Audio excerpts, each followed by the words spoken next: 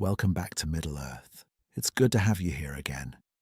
If you've been listening for a while, you already know this is our quiet corner of Arda, a place where the fires burn low, the world slows down, and the stories feel familiar.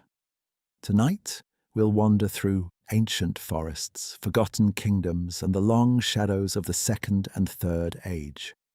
No rush, no noise, just the lore of the Lord of the Rings, told gently, like it was always meant to be heard. So, settle in. Let your mind drift to the Shire, to Rivendell, to the white towers of Minas Tirith. And together, let's return to Middle-earth.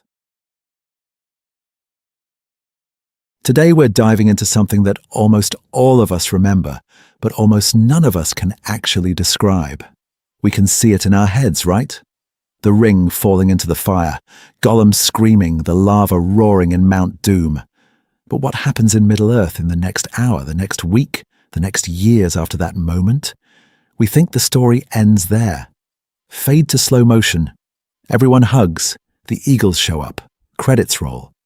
The thing is, that's the movie version living rent-free in our brains. Tolkien actually wrote something very different. A tightly connected aftermath that functions like a second story quietly layered on top of the first, where the destruction of the ring is not the end of the plot, it's the hinge everything else swings on. See, in the films, once the ring is gone, we jump through what feels like a series of endings. The tower falls, Aragorn is crowned, people bow to the hobbits, and then we cut to the Shire looking peaceful again. It's beautiful, but it almost plays like an extended epilogue. On the page, though, when you start pulling at this thread, you realize Tolkien is doing something way more precise. He's tracing a chain of consequences from the crack of doom all the way to the Elves sailing west. So here's the central question we want to chase in this video. What really happened the instant the ring was destroyed? And how did that single act quietly doom some realms, save others, and close an entire age of the world? We're not just talking about Sauron's eye going out like a bad spotlight. We're talking about Barad-dûr collapsing, the Nazgûl being unmade in the fire, and Sauron's spirit reduced to a formless malice that can never again take shape. I'm telling you, this isn't just about a villain dying. This is about the political map of Middle-earth shattering and rearranging in real time. It's about Gondor and Mordor trading places in power, about Aragorn and Gandalf making decisions in the days after the battle that determine whether the Fourth Age begins in mercy or in endless revenge. And it's about the three elven rings, Narya, Nenya, Vilya, starting to fade the second the one is gone. For years, lore fans have been bothered by this gap between our cultural memory and Tolkien's actual story. Most people can quote, "I will take the ring to Mordor," but far fewer can walk you through what happens between the fire of Mount Doom and the smoke from Saruman's chimneys in the Shire. The political fallout, the spiritual cost, the emotional wreckage in Frodo and the others, so much of that gets skipped in casual conversations. So let's break this down. By the end of this video, you'll be able to trace a clear, unbroken line from that crack in the floor of Mount Doom to Aragorn's coronation in Minas Tirith, to the scouring of the Shire, and finally to the white ships sailing out of the grey havens. One act, one destroyed ring, and an entire world quietly turning the page. The only question is, what falls apart first when the Dark Lord's power goes out like a light? Did the ring's destruction really fix everything? The instinct is to think, ring destroyed, evil gone, credits roll. Tower falls, eye explodes, everyone hugs, right? But the thing is, Tolkien is doing something way more unsettling and way more honest than a clean, happy reset. Victory in Middle-earth doesn't arrive like flipping a light switch. It feels more like an earthquake. You survive it, but the landscape is never the same. We see the ring hit the fire. We see Barad-dûr crumble. We think that's the moment everything is fixed. But when you start pulling at this thread, you realize that exact second is less a cure and more a breaking point. Sauron's power doesn't just vanish, it collapses catastrophically. His physical form is unmade, the Nazgul are literally destroyed in the fires of Mount Doom, and his will over Mordor snaps like a cable under too much strain. Yet his spirit lingers as this formless malice, a presence that can never again take shape, but also never fully depart the story of the world. So yes, the Dark Lord falls. Armies scatter. The Black Gate is no longer this living symbol of terror. But what actually got fixed? Sauron's intricate system of domination, his whole network of fear and surveillance, doesn't revert to some earlier, innocent age. It implodes. And when a system like that implodes, it doesn't just free people, it exposes wounds that have been hidden for centuries. Whole regions have to reckon with collaborators, ruined lands, and the sudden absence of a power they'd been orbiting around for generations. And that's only half of it, because the One Ring isn't just Sauron's external battery pack. It's the keystone of an entire architecture of power and memory. The moment it's destroyed, the 3 elven rings begin to die. Narya, Nenya, Vilya, these quiet engines of preservation that held up Rivendell, Lothlorien, and the Grey Havens, start losing their light. I'm telling you, this isn't just about beating a bad guy. It's about pulling out the last supports of the elven dream in Middle-earth. See, the Free Peoples win the war, but they also trigger the end of their own golden refuges. Lothlorien will fade. Rivendell will become a memory. The wonder that Galadriel and Elrond maintained, that sense of time standing still under the trees, begins to unravel the instant the ring is unmade. Is that a victory, or is that a beautiful thing being allowed to die? Tolkien makes you sit in that tension. And then there's the Age of Men. On paper, it's a triumph. Aragorn is crowned, Gondor and Arnor are reunited, old kingdoms are restored. But underneath that political light show, you feel a quieter loss. Magic receding, elves departing, dwarves withdrawing, hobbits trying to pretend the Great War never touched them, even as the Shire itself will be scarred and rebuilt. Frodo doesn't go home healed. He goes home haunted, and eventually he has to leave Middle-earth entirely. So in the rest of this video, we're going to walk through that fallout step by step. From the literal second the ring melts, through the fall of Mordor, into the rebuilding of kingdoms, and finally, to Frodo stepping onto that white ship at the Grey Havens. What breaks first when Sauron's power goes dark, and what refuses to be put back together at all? 1 second after the ring. What actually happened in Mordor? So let's zoom all the way in. We've talked about the long fallout, but what actually happens in that single, impossible second when the ring hits the fire? Because the thing is, Tolkien gives us just enough detail that, when you start pulling at this thread, the whole metaphysical structure of Mordor starts to show. At the crack of doom, time almost fractures. Frodo stands at the edge and claims the ring. He doesn't almost claim it, he claims it. In that moment, he vanishes, and for Sauron, it's like a blaring alarm going off in the one place he thought was secure. His eye swivels. His will snaps back to Orodruin. And Gollum, driven by obsession older than most kingdoms of men, tackles the invisible Frodo. They struggle. Teeth, blood, madness. Then the bite, the finger, the ring spinning free. We usually think, ring falls, boom, done. But Tolkien slows it down. Gollum dances, exultant on the edge. For a heartbeat, he has everything he ever wanted. Then he slips. There's no grand speech, just a scream, a fall, and the ring tumbling after him into the fire it was born from. That's the instant the story of power in Middle-earth turns inside out. Let's break this down. The One Ring isn't just a tool, it's Sauron's externalized will. When it unravels in the fire, his power doesn't simply drain, it detonates in reverse. On the battlefield, we're told the great eye wavers. It quails, then goes out. Barad-dûr, which has been held together as much by malice as by masonry, begins to crumble.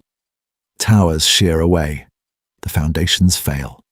Sauron's will that's been animating this whole war collapses like a puppet whose strings have been cut. And the Nazgul? They don't just panic and fly away. They are the Nine precisely because their existence is chained to the One.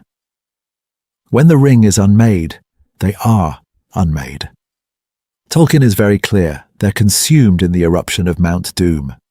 Those black shapes you imagine wheeling over the mountain? They're not retreating. They're being erased, burned out of the world as surely as the inscription on the ring itself. Physically, Mordor goes berserk. The mountain erupts in a kind of volcanic exorcism. Earthquakes rip through the plain. The great shadow that's been hanging over the land peels back, like someone finally throwing open a window in a room that's been shut for centuries. On the ground, Sauron's hosts feel it instantly. Orcs and Easterlings and Southrons don't just lose orders. They lose the oppressive will that's been driving them. They break. They flee. Some throw themselves down in terror. And up on that ridge, Sam and Frodo are just two small figures on a rock, watching a god of war die. So if the eye goes dark, the Nazgul vanish, and Mordor literally cracks open, shouldn't that be game over? Permanent peace? Roll credits?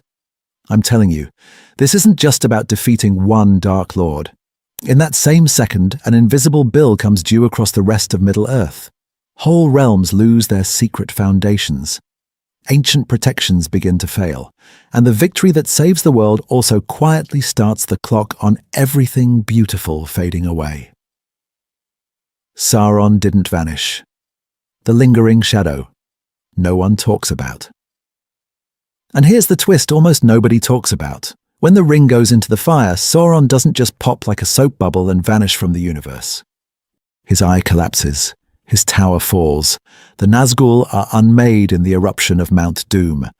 But his spirit, that will to dominate, actually survives. It's still there, it's just broken. Tolkien is really clear on this in the letters and in the appendices. Sauron's spirit is reduced to a powerless, formless malice. No more giant armored body. No more all-seeing eye. No more Barad-dûr. No more armies marching under his direct command. He becomes a shadow without hands. A hatred that can't build anything anymore. And the thing is, that's not a reset button for the moral universe. That's a permanent disabling of one particular will to power and the machinery he built around it. We think of the ring's destruction as the metaphysical annihilation of evil itself. Game over, darkness deleted, Middle-earth patched to version 2.0. But when you start pulling at this thread, you realize Tolkien is doing something way more grounded. Evil as a cosmic force doesn't evaporate. Malice, greed, envy, the desire to dominate, those are baked into the freedom of creatures, especially men. What the ring's destruction does is cut the power line to Sauron's central server. It doesn't uninstall the operating system of sin from every heart.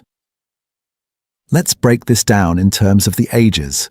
The Third Age is defined by these towering mythic antagonists. Sauron, the Witch King, Saruman trying to become the next Dark Lord. It's very Sauron versus everyone. Clear stakes, clear enemy, clear light and darkness. The Fourth Age? That's gone. There is no longer one single will out there trying to bend the whole world to itself. There are 1,000 smaller wills, a petty king here, a corrupt official there, a merchant who cheats, a lord who oppresses, a people who nurse old grudges. See, this is where the story actually gets closer to our world. Men in the Fourth Age have to face evil in much more ordinary, human forms. No glowing eye in the sky to blame, no Nazgul to point at and say, that's the problem. Instead, you get the slow return of corruption, greed, tyranny, and despair, inside courts, inside villages, inside families. I'm telling you, this isn't just about one Dark Lord going down.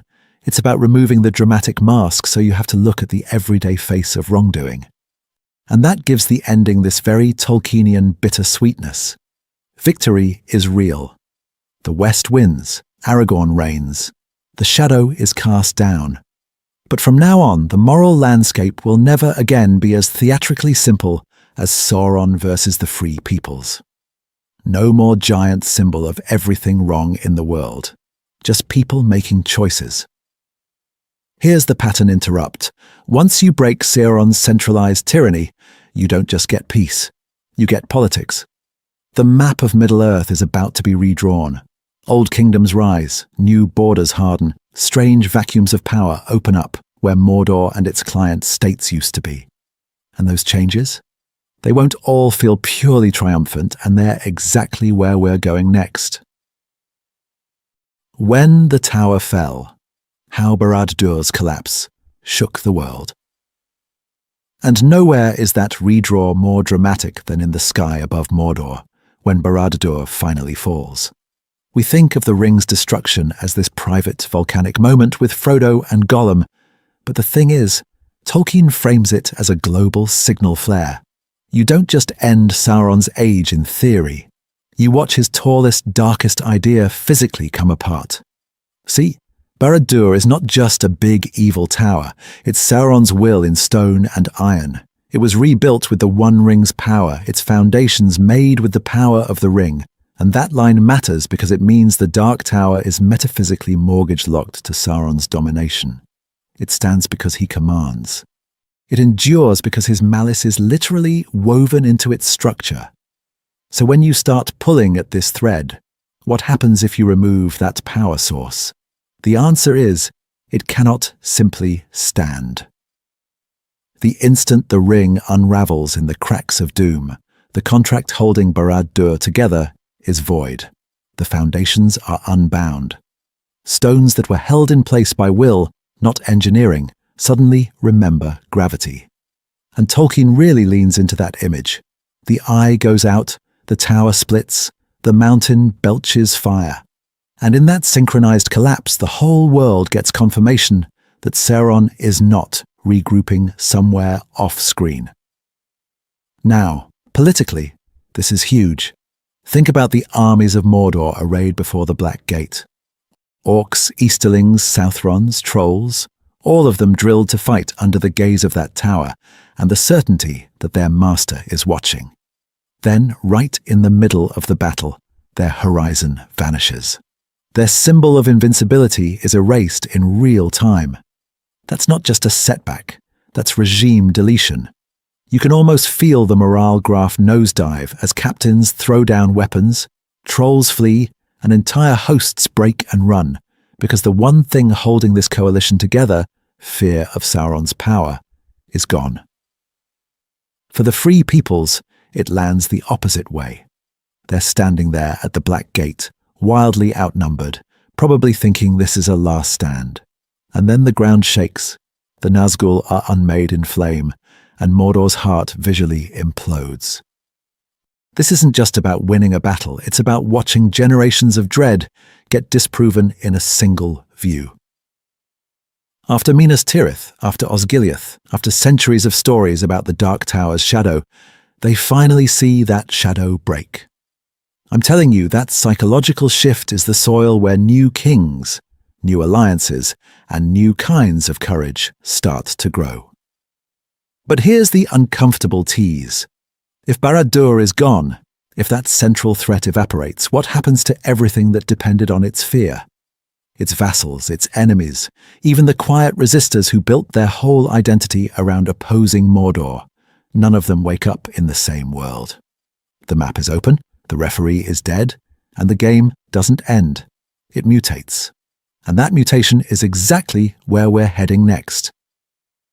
The Nazgûl's last flight. Why their end changes the rules. And the first pieces to fall off that old game board, the Nazgûl. We think of the ring's destruction as Sauron exploding in the sky and Barad-dûr crashing down. But the thing is, Tolkien is very precise about who else dies in that moment. Those 9 shadows you've been feeling in the background since the Second Age, they don't just retreat, they're erased. Let's break this down. For centuries, the Nazgûl have been Sauron's most terrifying instruments. Mortal kings, given the 9 rings, stretched out into immortal wraiths. No kingdoms of their own, no real will of their own, just this endless, obedient hunger. enforcing Sauron's power across Middle-earth. Black riders on the road to the Shire, the Witch King at Minas Morgul, winged terrors screaming over Minas Tirith. These are not random horror moments. They're policy. They're how Sauron governs through fear. And when you start pulling at this thread, you realize how dependent that system is on one object. The Nine Rings don't have autonomous power.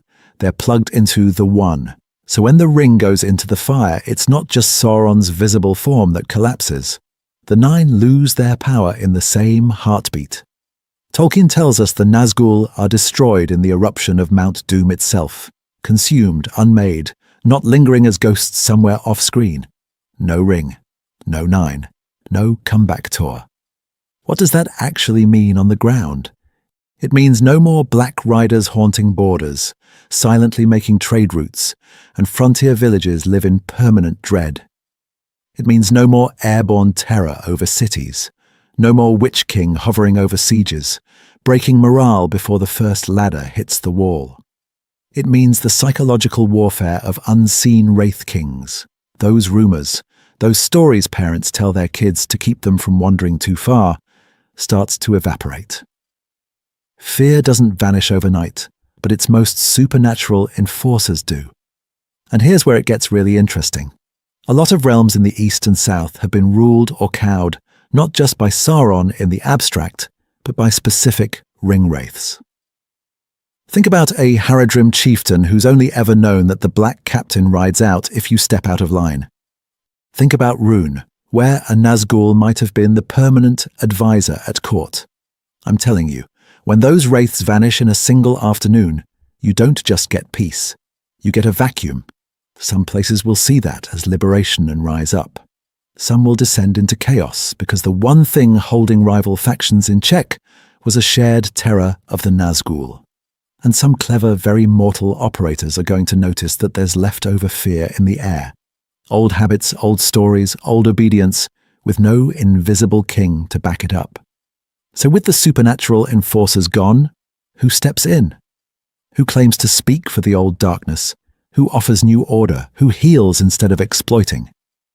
See, this isn't just about monsters disappearing. It's about the stage being cleared for a very human struggle over what comes next. And that struggle is exactly where we need to go now. From battlefield to boardroom, the war ends, the politics begin. And that struggle is exactly where we land when the dust settles at the very edge of Mordor. Because the thing is, the ring doesn't just vanish in some abstract spiritual sense. It detonates the entire war in real time. At the Black Gate, you've got trolls mid-charge, Easterling spears leveled, the captains of the West braced for a last stand they don't think they can win. Then Barad-dûr cracks, the eye goes out, the Nazgul are unmade in a single burning collapse, and the hosts of Mordor just break. They don't negotiate. They don't regroup. They scatter, throw down weapons, flee in blind panic as the will that held them together evaporates. We tend to remember the eagles and the volcano, but imagine being one of those Rohirrim riders or Gondorian soldiers. One heartbeat, you're waiting to die. The next, the sky is clearing, and the enemy is running like a tide in reverse. The war is over, and nobody was ready for that sentence. And here's where Tolkien does something almost no big fantasy story actually commits to. He doesn't fade to black on the victory cheer. He slows down. He makes us watch what happens when the banners are lowered and the real questions arrive. What do you do with a broken empire? What happens to all these orc-commanded men who suddenly have no Sauron to blame? Let's break this down because it's easy to think the story peaks at Mount Doom.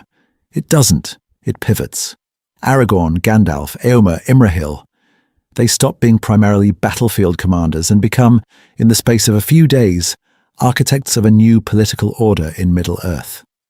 They have to decide who gets mercy, who faces justice, and how you keep another Dark Lord from rising out of the ruins. See, Aragorn's first great act of power as king isn't some flashy display of light or a dramatic execution. It's healing. He walks the houses of healing. He calls people back from the edge. He binds wounds. That is a political choice as much as a moral one. He's signaling, This reign will be about restoration, not domination. Gandalf too shifts gears. He's no longer the general whispering strategies. He's the counselor thinking in centuries, nudging men toward a future where the elves and their rings are fading out. When you start pulling at this thread, the whole tone of the narrative changes. Battles give way to councils. Charges become negotiations. Oaths sworn in the field are reinterpreted in the throne room. It's less cinematic, sure, but I'm telling you, this is where the Fourth Age is actually born. And Tolkien wants us to stay for it. He wants us to see Aragorn not just crowned, but ruling. To watch what happens to the Haradrim and Easterlings once Sauron's shadow is gone.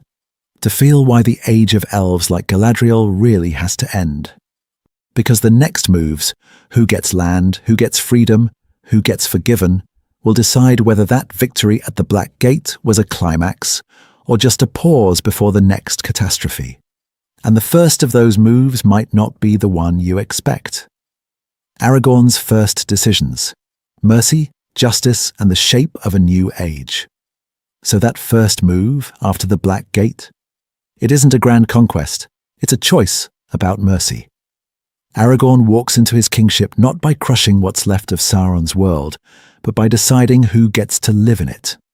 And that decision, right there on the edge of victory, is where the Fourth Age really begins. Because at the end of the war, Aragorn is in this wild position.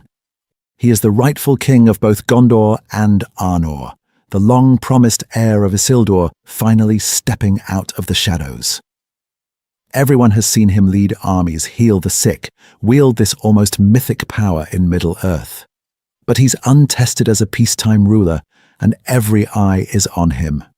Gondorian nobles, Rohirrim captains, wary folk from the south and east, even the remaining wise like Gandalf and Galadriel. What does a king like that do with a broken enemy at his feet? We think of fantasy kings walking in with executions and annexations, but Aragorn doesn't do that. On the field of Cormallen and in the negotiations that follow, he grants terms instead of annihilation. The surviving captains of Sauron's forces, especially from Harad and Rhûn, aren't hunted to the last man. Many are allowed to return to their own lands to exist without the Dark Lord's shadow breathing down their necks. That's not weakness, that's design. Let's break this down. Tolkien could easily have written a final purge, a kind of moral cleansing of Middle-earth. Instead, Aragorn's first big act is restraint. He refuses to imitate Sauron's totalizing control. He doesn't try to erase entire peoples because they fought on the wrong side, often under fear and lies. The thing is, this is where we see what Tolkien thinks real kingship is. Not just the power to command, but the will to hold back when you could dominate. And remember, this is the same man who has just walked the houses of healing, calling Faramir, Éowyn, and Merry back from the brink. His royal authority is revealed first through healing hands, not iron fists. I'm telling you, that's not just a nice character beat, it's a political statement. True rule for Tolkien is measured by the ability to heal bodies, heal memories, and even heal old enmities. Now, watch what that mercy does to Sauron's former servants. Without the ring, without Barad-dûr, they're not extensions of a single will anymore. They're fractured peoples with their own histories and grievances. Some go home and rebuild, some remain dangerous on the borders. But Aragorn gives them space to become something other than permanent enemies. That's risky. That's also the only way you avoid another Dark Lord rising from the ashes. Pattern interrupt here. Aragorn's reign is not just Gondor, but bigger. It's a cartographic revolution. He doesn't only restore Minas Tirith, he reunites Gondor with the long-lost North Kingdom of Arnor, re-establishes Annúminas, and begins redrawing the map across the west. Borders shift, alliances reset, the Shire gets royal protection, and whole frontiers with Harad and Rhûn have to be renegotiated in the light of this new mercy-first policy. And this isn't just about politics on a map. These early decisions create the framework for everything that comes next. How far his power reaches, where it deliberately stops, and which lands are left free to fade or flourish.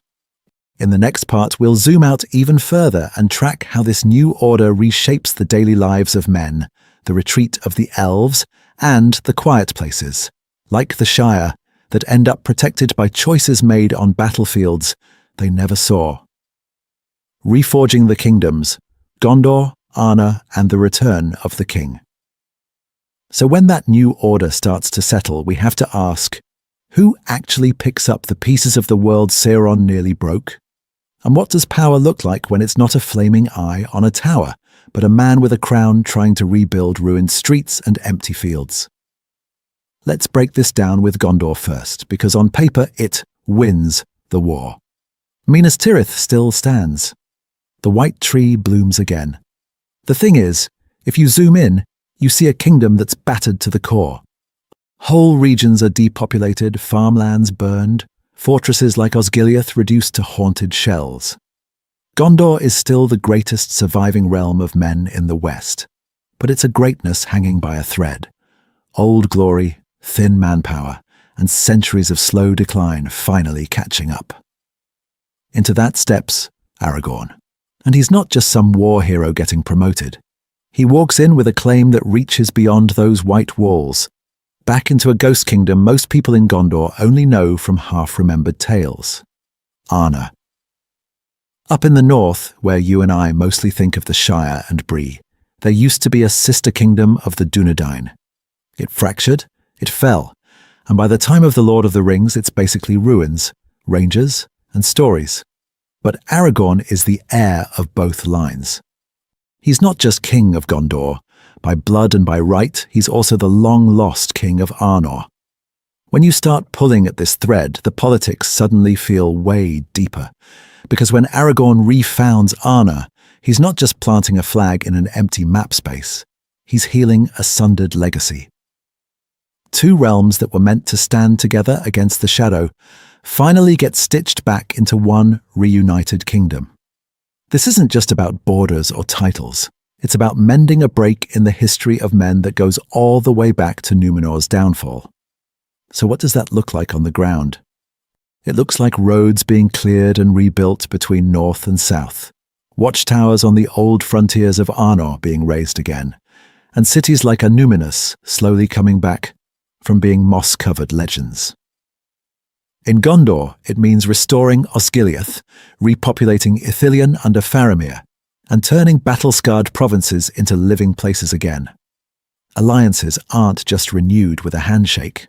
Rohan's friendship is sealed in oaths and shared defense, and peace is deliberately extended to former enemies in the east and south. I'm telling you, Aragorn's power is as much about restraint and mercy as it is about armies and walls. But see, while men are rising like this, another arc is quietly bending downward. The three elven rings have lost their power. Lothlorien will fade, Rivendell will empty, and even Galadriel's ancient light is preparing to leave Middle-earth. The West is being stabilized, yes, but it's also being emptied of its oldest guardians. And that bittersweet trade-off sets the stage for what comes next. The age when men inherit a world they no longer fully understand. What happens to Mordor? When the Dark Lord is gone. So when those old guardians step back, what actually happens to the land that was most bound to Sauron's will? We watch the eye go out, Barad-dûr collapse, the ground of Mordor literally crack open. It's dramatic, it's final.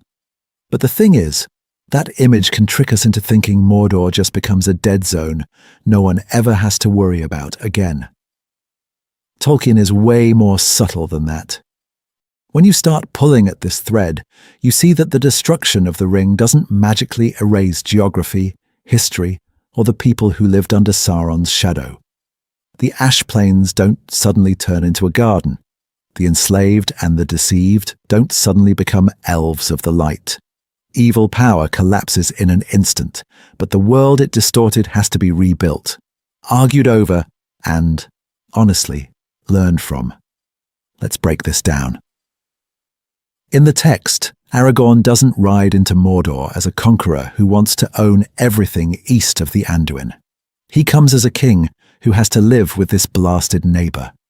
We're told he sets the boundary of his realm at the Ethel Duath, the Mountains of Shadow, and forbids any of his people to dwell within Mordor. Some parts are left empty on purpose, almost like a scar you choose not to cover. A permanent warning of what happens when domination becomes the organizing principle of Middle-earth. But it's not just a quarantine. Aragorn also shows mercy to the men of the East and South, and Tolkien hints that not all of Sauron's former subjects are treated as irredeemable enemies. We hear of peace with Harad, of ambassadors, of oaths renewed in a different spirit. I'm telling you, this isn't just about military victory, it's about giving space for peoples who had been instruments of Sauron's will to become something else, to have some autonomy, to decide whether they want to live by fear or by something closer to light. And that raises a harder question. Who were these people really? Tolkien doesn't pretend every soldier in black armor was a cartoon villain. In The Two Towers, Sam looks at a dead Southron and wonders what lies brought him there, what promises or threats drove him to cross half a continent and die in a foreign land. Many of Sauron's followers were deceived. Many were coerced. Many were trapped by geography, by ancient grudges, by the simple fact that they grew up on the wrong side of an invisible moral border. So Mordor after Sauron isn't a clean slate. It's a test. Some lands are watched, some are left desolate, some peoples are approached with mercy, and for the first time in a long time, men can't blame a Dark Lord for everything. They have to choose their own paths, build their own systems of power, decide what to do with their enemies when fear is no longer an excuse. That's the world the Ring leaves behind, and it's the world our fellowship has to walk back into. The silent casualties, how Sauron's fall reshaped the East and South. And here's where the camera swings away from Minas Tirith and the Black Gate and looks into the shadows at the edge of the map. Because the thing is, Sauron didn't fight this war alone. His banners were carried by men, by cultures, by entire histories we only glimpse in a single, haunting moment. Remember Sam on the slopes of Mordor, staring at the dead Haradrim soldier. He wonders who the man was. What lies brought him here, what promises of power or fear of punishment drove him to charge a foreign king under a foreign sky. That's Tolkien quietly saying, these aren't faceless enemies, they're people. And when you start pulling at this thread, you realize the Ring's destruction doesn't just topple a tower, it detonates an empire whose pieces land on real human lives. So what actually happens in Harad and Rhûn when Barad-dûr falls, and the Nazgûl burn away in the fire? The armies break, yes, but then what? You have warlords whose authority came from Sauron's backing, priesthoods that justified his worship, trade networks built on tribute and fear. Overnight, the central source of terror and reward is gone. That means power vacuums, succession crises. Old rivalries coming back with a vengeance because the great eye that kept everyone in line has gone blind. We think the end of the Ring means instant peace, but actually it probably means a wave of smaller, messier conflicts across the East and South. Some leaders would double down, claiming to be Sauron's true heirs.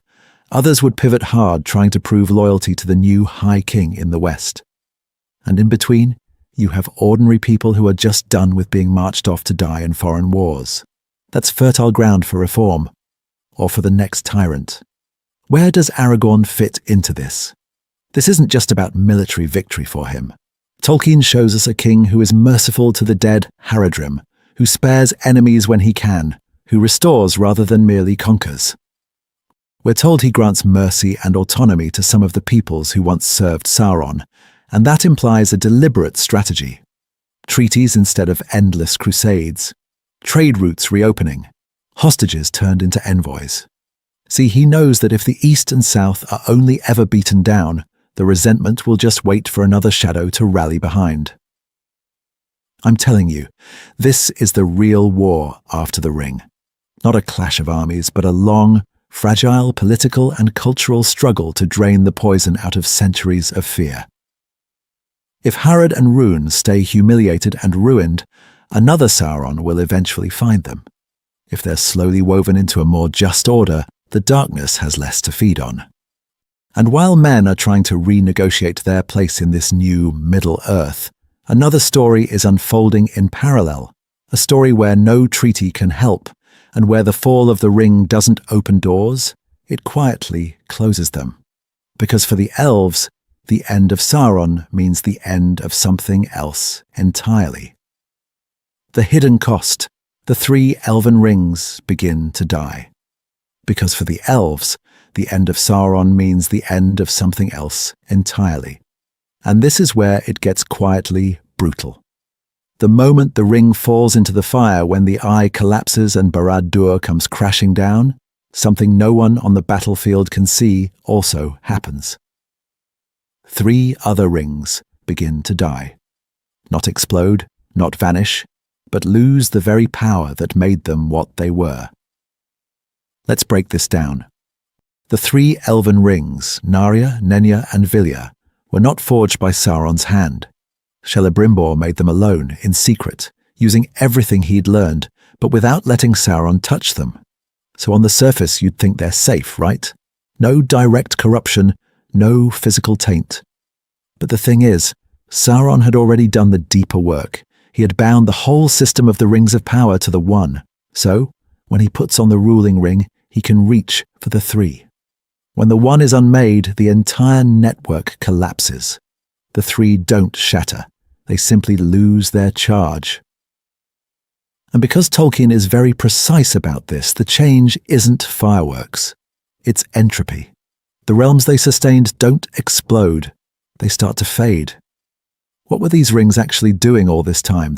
They weren't throwing fireballs or summoning armies. They were holding back loss. They slowed decay, preserved memory, and maintained these pockets of almost unfallen beauty in a Middle-earth, scarred by war, time, and Sauron's shadow. Lothlorien under Nenya is not normal woodland. It's time on pause. Rivendell under Vilya is not just a nice valley. It's a refuge where weariness itself seems to stay outside the borders. And Narya, the ring of fire that Gandalf bears, is doing something even more subtle. It doesn't preserve places. It preserves courage.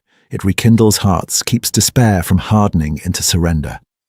How many councils, how many last stands, only hold together because that unseen fire is quietly at work?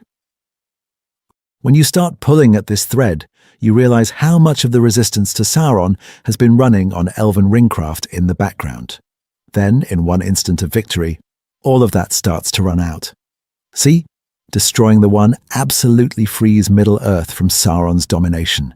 His spirit becomes a formless malice, unable ever again to take shape. That's essential. But at the same time, it dooms Lothlorien, Rivendell, and every elven haven tied to the 3 to inevitable decline. The light doesn't blink off, it dims. Here's the pattern interrupt.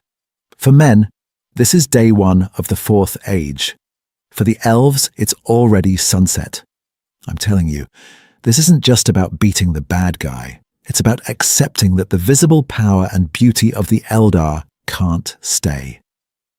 So as Aragorn's star rises and kingdoms of men begin to rebuild, we have to ask, what does it actually look like on the ground when those hidden rings go quiet? What happens to places like Lothlorien when the spell of preservation lifts? That's where we're headed next. Lothlorien without. Nenya. The slow fading of an enchanted realm. So what does it actually look like when that spell of preservation lifts? We've heard that the 3 rings lose their power, but on the ground in the golden woods of Lothlorien, what changes for the people who live there? Let's break this down by remembering how Lothlorien felt inside the story. When the Fellowship crosses the Nimrodel and steps under those trees, time goes weird. Days blur. Seasons feel suspended. The leaves stay golden, the air is clear, and decay feels almost impolite. It's not just a pretty forest. It's like a fragment of an older, purer world has been dropped into late Third Age Middle-earth. The thing is, That atmosphere is not an accident. It's not just elves are magical, it's Nenya.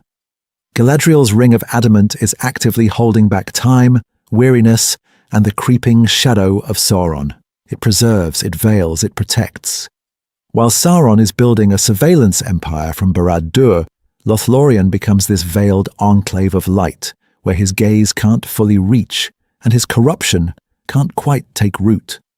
When you start pulling at this thread, Lorien becomes almost a scientific example of what the three rings actually do. They don't blast enemies with fire. They don't summon storms. They hold things in a kind of arrested perfection, resisting both physical decay and spiritual despair. That's why time feels different there. That's why the Fellowship steps out of Lorien almost like they've left a dream. But once the One Ring is destroyed, that entire system collapses. Nenya doesn't explode or vanish. It simply loses its power. And so does the spell it's been casting over the land for centuries.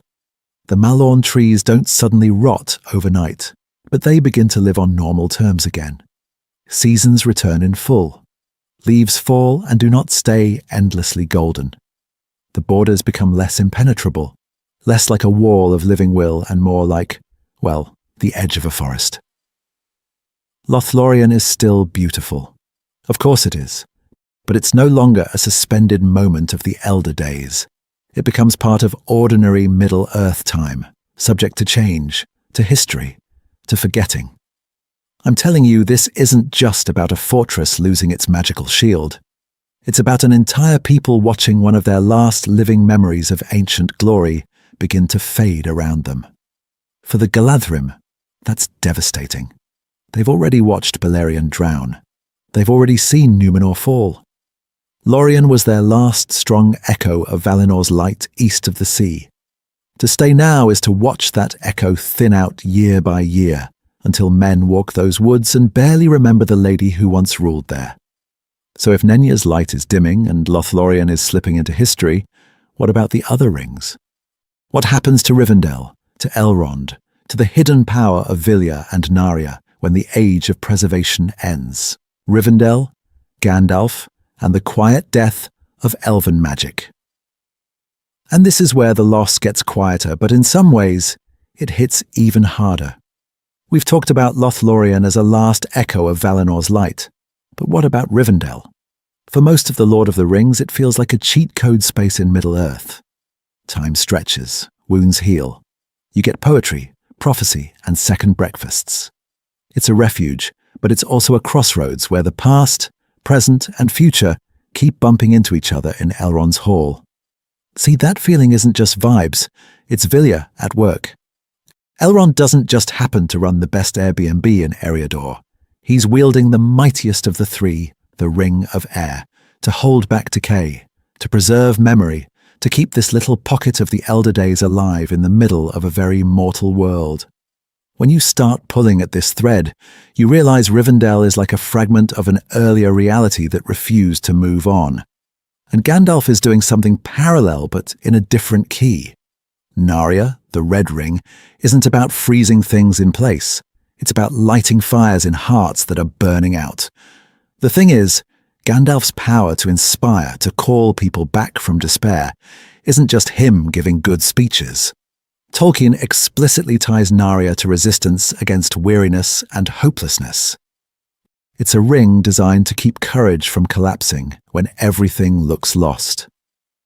So what happens when the One Ring is destroyed? We tend to picture the big stuff, Barad-dûr falling, the Nazgûl unmade in fire, Sauron's shadow blown away. But in that same moment, something almost invisible starts happening in the West. The three don't explode, they don't corrupt, they just stop working. Rivendell doesn't crumble into dust overnight. There's no scene where the waterfalls shut off and the last homely house collapses. Instead, the subtle magic of preservation begins to ebb. The songs are still sung, but they're no longer backed by that deep, sustaining power. Wounds will still heal, but not as if time itself paused to help. I'm telling you, Tolkien makes the end of elven magic feel like waking from a long, beautiful dream, and realizing the room is colder than you remember. And Gandalf? He doesn't suddenly become useless without Narya, but that extra, almost supernatural capacity to kindle hope is gone. His mission is complete, his tools laid down. You can feel the difference in the way he exits the story, not with a blaze of glory, but with a quiet departure over the sea. This isn't just about magic items losing charge. It's Tolkien closing a door. The victory over Sauron doesn't reset Middle-earth to some golden age. It ushers in a more historical, more human world, where courage has to stand without elven rings propping it up. And that raises a sharp question for what comes next. If Rivendell is fading and Gandalf is leaving, who actually carries the weight of this new age? The Age of Men begins. But at what cost, to wonder? In Tolkien's world, that question has a very sharp answer. Who carries the weight of the new age? Men do. And the thing is, as soon as you say that, you also have to ask, what gets left behind when men finally take center stage? Let's break this down. On one side, we have Aragorn crowned Elessar, the reunited kingdom of Gondor, and Arna restored, old alliances renewed. He reforms laws, grants mercy to former enemies, and actually stabilizes the political map of Middle-earth in a way we almost never see in epic fantasy. Power consolidates. Borders make sense again. Human institutions, after 3,000 years of decay, finally start working. But at the exact same moment that crown goes on Aragorn's head, 3 other rings go quiet. Narya in Gandalf's hand, Vilya with Elrond, Nenya with Galadriel. These wells of preserved light begin to run dry. Lothlorien starts to fade. Rivendell is no longer this timeless refuge outside history. It's just another place that will eventually empty and grow quiet. We think the ring's destruction is pure victory, but actually it's also a scheduled ending for everything the 3 were holding back. So here's the uncomfortable research question. Did destroying the ring truly bring peace? Or did it just shift the balance of power to men at the cost of magic and wonder? Yes, Sauron's empire collapses, his spirit reduced to a formless malice that can never again take shape. Yes, the Nazgul are unmade, not just scattered. That's real, tangible good. But the elven realms were never Sauron's equivalent. They were refuges, laboratories of beauty, places where time moved differently and decay was slowed, not denied. And Tolkien is absolutely torn about this. He adored the elves. He spends pages lingering over their music, their languages, the way their light makes even hobbits feel both small and uplifted. When you start pulling at this thread, you see how much he loves that otherworldly presence. Yet he also insists their passing is necessary, even merciful. They are too bound to the old light, too weary, too tempted to use their rings to freeze Middle-earth in a perfect, unchanging vision. That tension is baked into the tone of the ending. We get triumphant trumpets in Minas Tirith, banners in the wind, the white tree blooming again. And in the same story space, we get quiet ships leaving the grey havens, friends parting without fanfare, an almost unbearable sense of something beautiful slipping away. I'm telling you, this isn't just about good guys winning. It's about a world becoming more historical and less enchanted at the same time. See, empires rise and fall, rings blaze and go dark, and men finally inherit the stage. But while we're watching the coronations and the farewells, one small person is carrying a different kind of aftermath altogether. Because for Frodo, the Age of Men doesn't feel like a victory. It feels like a wound that never quite heals. And what that actually looks like, day to day, is where this story gets uncomfortably close to us. Frodo, after the fire, victory with a wound that won't heal. And the thing is, Frodo does survive the fire. He wakes up in Ithilien to birdsong and white sheets and Gandalf laughing like someone come back from the dead. It looks like victory. It sounds like healing.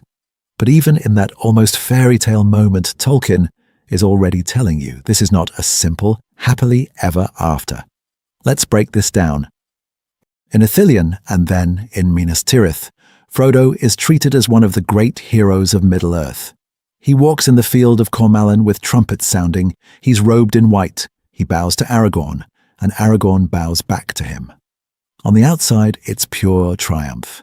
Yet if you read closely, Frodo is quiet. He doesn't boast. He doesn't really join the celebration. We think this is modesty, but actually it's something deeper. He has already stepped half a pace to the side of ordinary life. See, the ring did not just bite off his finger, it left a kind of shadow on his soul. His hand is maimed, his body is thinner, and his spirit has been stretched to the breaking point by carrying Sauron's power for so long. Everyone around him is trying to restore things. Aragorn rebuilding Gondor, the Elves preserving what light they can while the three rings fade. Frodo, though, doesn't really talk about rebuilding himself.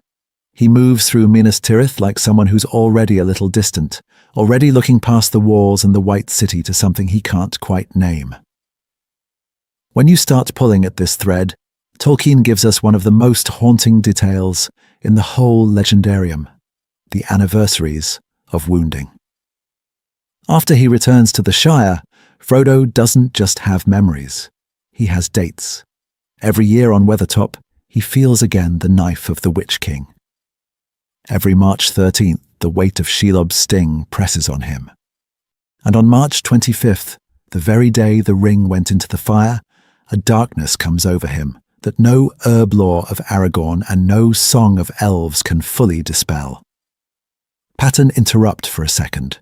This is after Sauron is gone, after Barad-dûr has fallen, after the Nazgûl are unmade, after the world has supposedly moved on. The enemy is defeated. The map of Middle-earth is changing. And yet, Frodo's body and mind keep replaying the war on an endless loop. I'm telling you, Tolkien is doing trauma long before that word was popular. And crucially, this isn't framed as anyone's failure, not the Shire's, not Sam's, not Aragorn's. They love him, they honor him, they give him peace and comfort and a garden to walk in. But some sacrifices leave marks that are permanent in this world. The wound never fully closes, it just becomes something you live around. So if Frodo can't truly be healed in the Shire, what does home even mean for him now? Is it the place he saved, the people he loves, or somewhere entirely different, across the sea? That's the question Tolkien is quietly steering us toward next. The Shire isn't safe. Why Tolkien refused a cozy ending. So if home might not be able to heal Frodo, here's the uncomfortable twist Tolkien throws at us next. What if home isn't even home anymore when you get back? We think of the Shire as this untouched bubble of peace in Middle-earth, a little green island that the war never really reaches. The movies absolutely lean into that. But the thing is, Tolkien goes out of his way to shatter that illusion. When you start pulling at this thread, the scouring of the Shire isn't a random epilogue at all. It's the point. Tolkien literally said he always meant for the Shire to be affected by the war because he knew from his own life that evil and mechanized destruction don't politely stay on distant battlefields. They come home. They come for the trees, the rivers, the pubs, the ordinary people who think they're too small to matter. And he wanted you to feel that. Let's break this down. In the book, when the hobbits finally return, they don't find a cozy welcome party. They find gates and guards. They find ugly new houses jammed together, chimneys belching smoke, and precious old trees cut down for no good reason. There are rules now with a capital R, and a whole petty bureaucracy of sheriffs and enforcers making sure no one has too much beer or too much fun. This isn't Sauron's vast shadow. It's something smaller, pettier, and in a way more frightening because it feels so familiar. And at the center of it all, Saruman, or rather Sharky. The once great wizard reduced to a bitter, spiteful tyrant squatting in Bag End, using cheap industry and cheap fear to dominate a land he doesn't even understand. I'm telling you, This image of pipe smoke replaced by factory smoke, of Bagshot Row turned into a slum, is Tolkien taking direct aim at the industrialization he'd watched ravage the English countryside. This isn't just about magic rings and dark lords. It's about what happens when power, resentment, and machinery get poured into the same small space. But notice what's missing here. No armies of orcs, no Nazgûl screaming overhead. The real conflict is about corruption and collaboration. Some hobbits resist, some comply, some profit. You get informers, bullies, and little local tyrants who like the new order because it makes them feel important. And you also get ordinary folk who, once Merry, Pippin, Sam, and Frodo show them another way, are ready to stand up and take their home back. So why does this matter for our story of After the Ring? Because this is where the Hobbit's growth is actually tested. Can they lead? Can they fight without Gandalf? Can they face evil that wears a familiar face and speaks their language? The Shire will never be quite the same after Sharky's rule, and that's exactly the point. Next, we'll see how that battle to reclaim home reveals who each Hobbit has become, and why one of them still can't truly stay. From followers to leaders. How the four hobbits save their home. So when the hobbits finally walk back into the Shire, we're not just getting a cozy homecoming. We're watching four veterans of Middle-earth walk into a quiet little war. The thing is, everyone else still thinks of them as those naive villagers who left with fireworks and second breakfast. But we know better now, and Tolkien wants you to feel that gap immediately. Let's break this down. They've dealt with Sauron's shadow in Mordor. They've ridden with Rohirrim, stood before Aragorn crowned, walked with Gandalf and Galadriel. They've seen kingdoms fall and armies break. So when they find ugly new rules, gatherers and sharers, and men bullying hobbits in their own lanes, they don't freeze. They start organizing. Merry and Pippin, especially, move like officers returning to a battlefield. They assess, they plan, they act. We think of hobbits as followers, but actually, this is where they become leaders. Merry and Pippin ride through the Shire, armor flashing, horns sounding, rallying their people. They call the Shire folk to stand, not just hide. And that all builds to the Battle of Bywater, the only real battle ever fought in the Shire. It's small compared to Pelennor Fields, sure, but emotionally, it's huge. This is about defending gardens, mills, and front doors from a quieter evil that speaks your language and claims it's for your own good. On that field, their growth finally pays off. Merry directs the fighting with the cool, tactical mind of someone who helped bring down the Witch King's forces.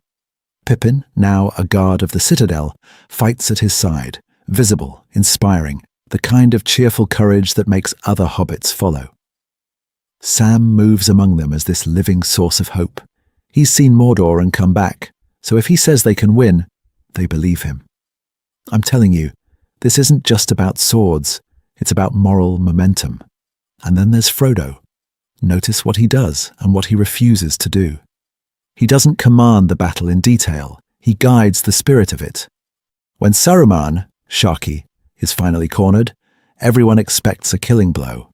That's how these stories usually end, right? But Frodo, carrying wounds that never fully heal, refuses to kill him. He's almost Gandalf-like here, merciful, grave, seeing further than anyone else.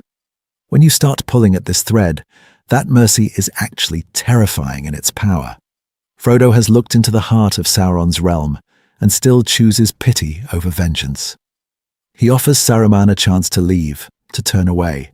He won't let the Shire's victory be stained by revenge, and yet his own scars, Weathertop, Shelob, the Ring, mean he can't fully enjoy the peace he's protecting.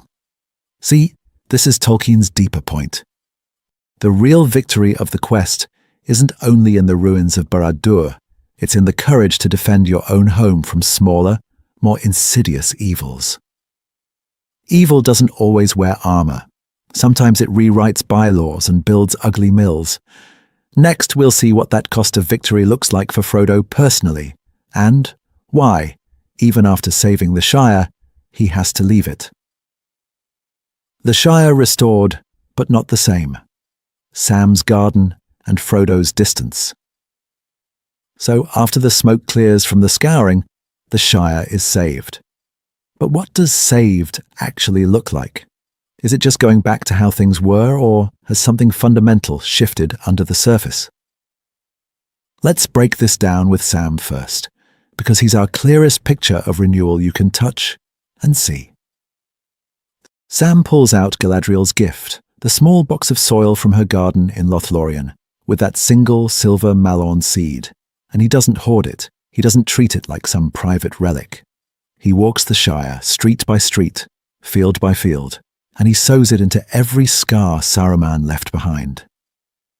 Every felled tree, every churned-up lane, every ugly industrial patch gets a measure of that light from another world. The thing is, this isn't just about magic fertilizer.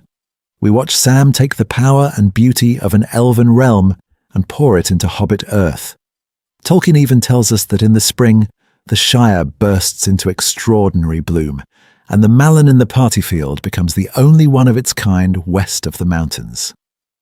That's not just a nice gardening detail. It's a sign that Middle-earth's ancient light hasn't vanished with Sauron's fall. It's being translated into ordinary life.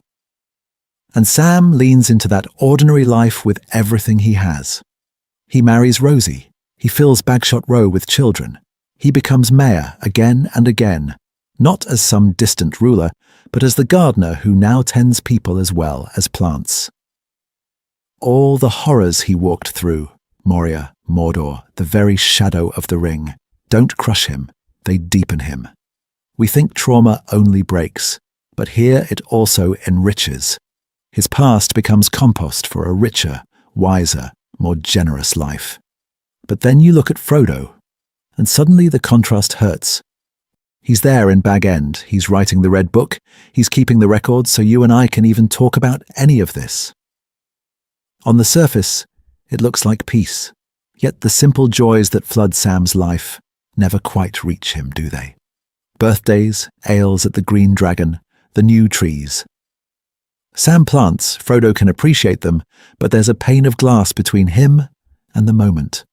When you start pulling at this thread, you see how deliberate Tolkien is. Frodo's wounds, Weathertop, Shelob's sting, the ring's long corrosion, don't behave like Sam's. They flare on anniversaries, they haunt his sleep. He's present, but not fully belonging. I'm telling you, this is where Tolkien quietly says, some things in Middle-earth can be healed by time, love, and work. Others can only be honored and then released. So Frodo's growing distance isn't weakness, and it isn't ingratitude. It's the bill for carrying the One Ring. His choice to sail west will not be a dramatic escape from responsibility. It will be the last, logical consequence of everything he endured. But how do you know when it's time to stay and heal like Sam, and when it's time to leave like Frodo? That's where we're heading next, and the answer cuts deeper than you might expect. Frodo's failure at Mount Doom. Was it actually necessary? And the thing is, once we ask who should stay and who should leave, we have to go back to the one moment everything turns, the crack of doom. Because there's an uncomfortable fact we tend to slide past. Frodo doesn't actually throw the ring into the fire. At the very end, at the very place he's been walking toward for months, he claims it. That's not a detail. That's the climax.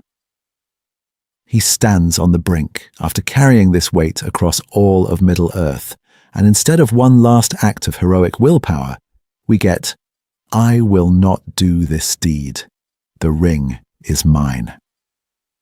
So how on earth does the quest still succeed? Why doesn't everything just collapse into Sauron's victory right there?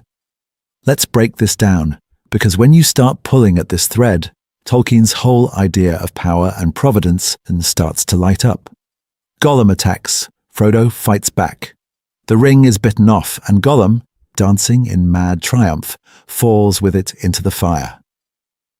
Frodo fails, Gollum wins, and yet that's exactly how the ring is destroyed. This isn't just about a lucky accident. Tolkien himself points to something deeper. He says, in his letters, that the quest was saved by the unplanned presence of Gollum and the mercy Frodo and Bilbo showed him earlier. Remember Frodo at the edge of the Eamon Moor, sparing Gollum when Sam wants to be done with him? Remember Gandalf's warning in Bag End, that even Sauron cannot foresee all ends? I'm telling you, that's the setup. The ring is unmade not by raw will, but by a chain of merciful choices that Sauron could neither understand, nor manipulate, nor defeat through conventional means. But does that mean Frodo's failure doesn't matter? No, it matters intensely to Frodo. Tolkien is very clear that the ring has a built-in endgame. By the time you reach that fire, no one, unaided, could be expected to freely give it up. The burden is designed to be irresistible. In a way, the failure is baked into the job description of a ring-bearer. Here's the pattern interrupt. In a typical fantasy story, that would be the excuse.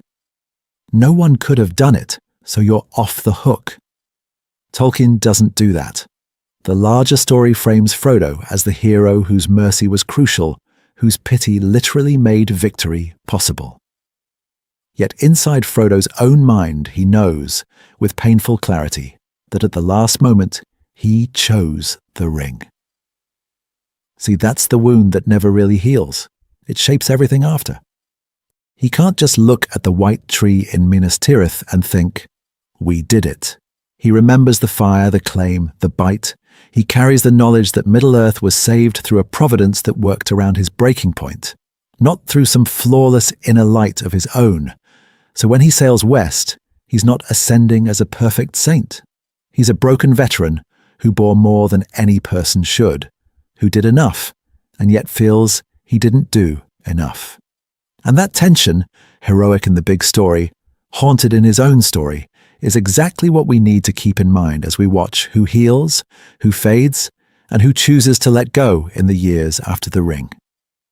Because next we're going to look at how that same logic of mercy, limits, and providence plays out across the whole of the Fourth Age, not just in Frodo's heart. The last ride. Why Frodo has to leave the Shire forever. And nowhere is that logic sharper than in Frodo's last year at home. We think the story ends with the coronation, with everyone smiling in Minas Tirith, but actually the real ending happens quietly, on the anniversaries.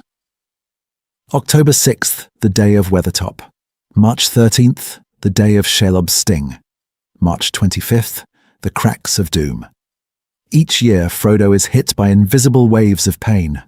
No orcs, no ring-wraiths, just this sudden collapse where he can't breathe, can't function, can't pretend he's only a hobbit again. The thing is, Tolkien gives us the diagnosis in Frodo's own words. He has been wounded with knife, sting, and tooth, and a long burden. That's not poetic exaggeration. That's a list. Morgul knife at Weathertop, Shelob's venom, Gollum's teeth, and the ring itself pressing on his spirit for months. Those wounds don't heal on a normal timeline because they're not just physical injuries. They're points where the power of Sauron actually entered his body and his mind. So why the Undying Lands? Isn't that just a cheat code for immortality? See, this is where the films flatten something really subtle. The Undying Lands don't make mortals immortal. They're not a heaven you unlock with enough XP. They're a realm where the light of the West is still strong enough to soothe what Middle-earth can't touch. Frodo isn't going there to level up. He's going there to rest, to finally lay down a burden he literally cannot set aside while he's still inside the world that wounded him. And when you start pulling at this thread, you notice who's on that ship with him. It's not random. Bilbo goes, the first ring-bearer of the Shire, worn thin by long possession. Gandalf goes, bearer of Narya. Elrond with Vilya, Galadriel with Nenya. Every one of them tied to the great rings whose power is now fading.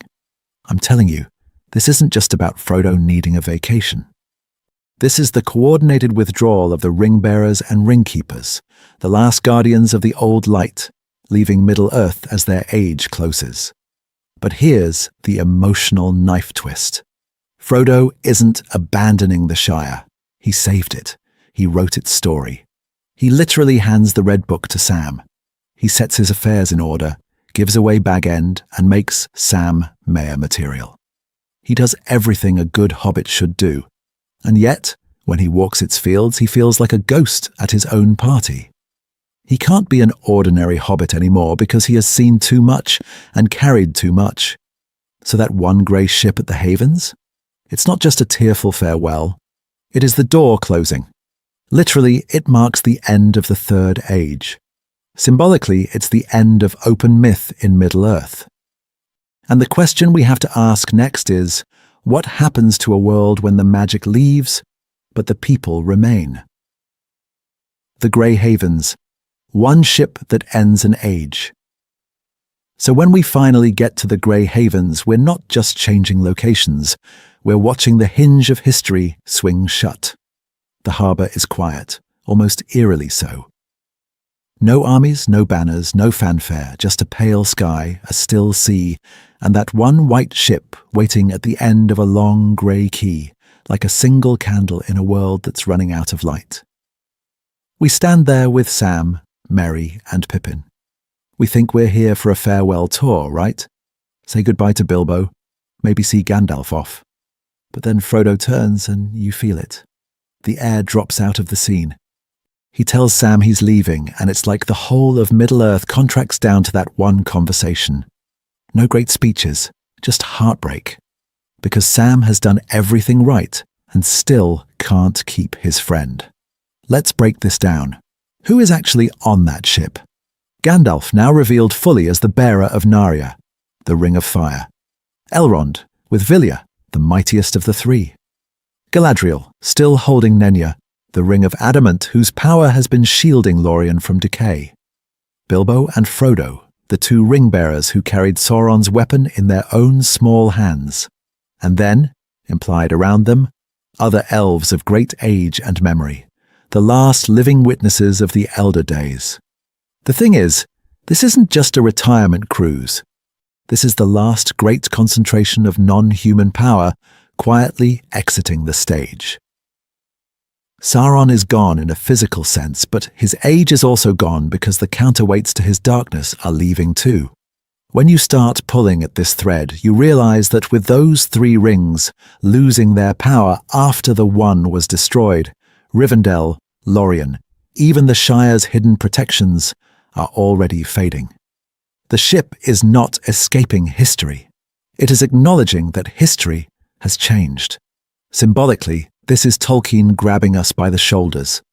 The world is shifting from a mythic, elf and wizard-filled landscape into something that feels much closer to our own historical reality. Before, if you walked into a forest, you might meet Galadriel. Now, if you walk into a forest, you meet lumber rights and border disputes. I'm telling you, the magic doesn't vanish, but it goes out of public life. It withdraws, becomes memory, legend, private grief. And yet, see, this isn't a brutal cut, it's a ritualized farewell. Everyone walks, slowly, to the end of the pier. There are tears, but also blessings. Aragorn's coronation has already happened. The Shire has been scoured and healed. The world has been prepared for this moment so that, when the ship finally slips away, we feel the loss and the rightness at the same time. So, what does that leave behind exactly when the last white sail dips under the horizon? That's where the true Fourth Age begins, and it's where we have to look at the people who stay. Sam's lonely walk home, the quietest, most devastating line. And the thing is, when we say the people who stay, we're really talking about one hobbit in particular, because Tolkien doesn't end with a king on a throne or an elf ship fading into the light. He ends with Samwise Gamgee walking home alone. Let's break this down. After all the battles, after Sauron's power collapses and the eye goes dark, after Aragorn's coronation and the scouring of the Shire, we don't get a trumpet blast. We get a front door. Sam comes back to Bag End, sees Rosie, sees his child, sits down, and says, "Well, I'm back." That's it. Last line of The Lord of the Rings. No prophecy, No speech, just that simple, grounded statement. But when you start pulling at this thread, that line is devastating. Because what's packed into, well, I'm back. There's relief. He survived Mordor. He survived watching Frodo sail away. There's sorrow. He knows Frodo could not be healed in Middle-earth, that his dearest friend chose a road Sam can't follow yet.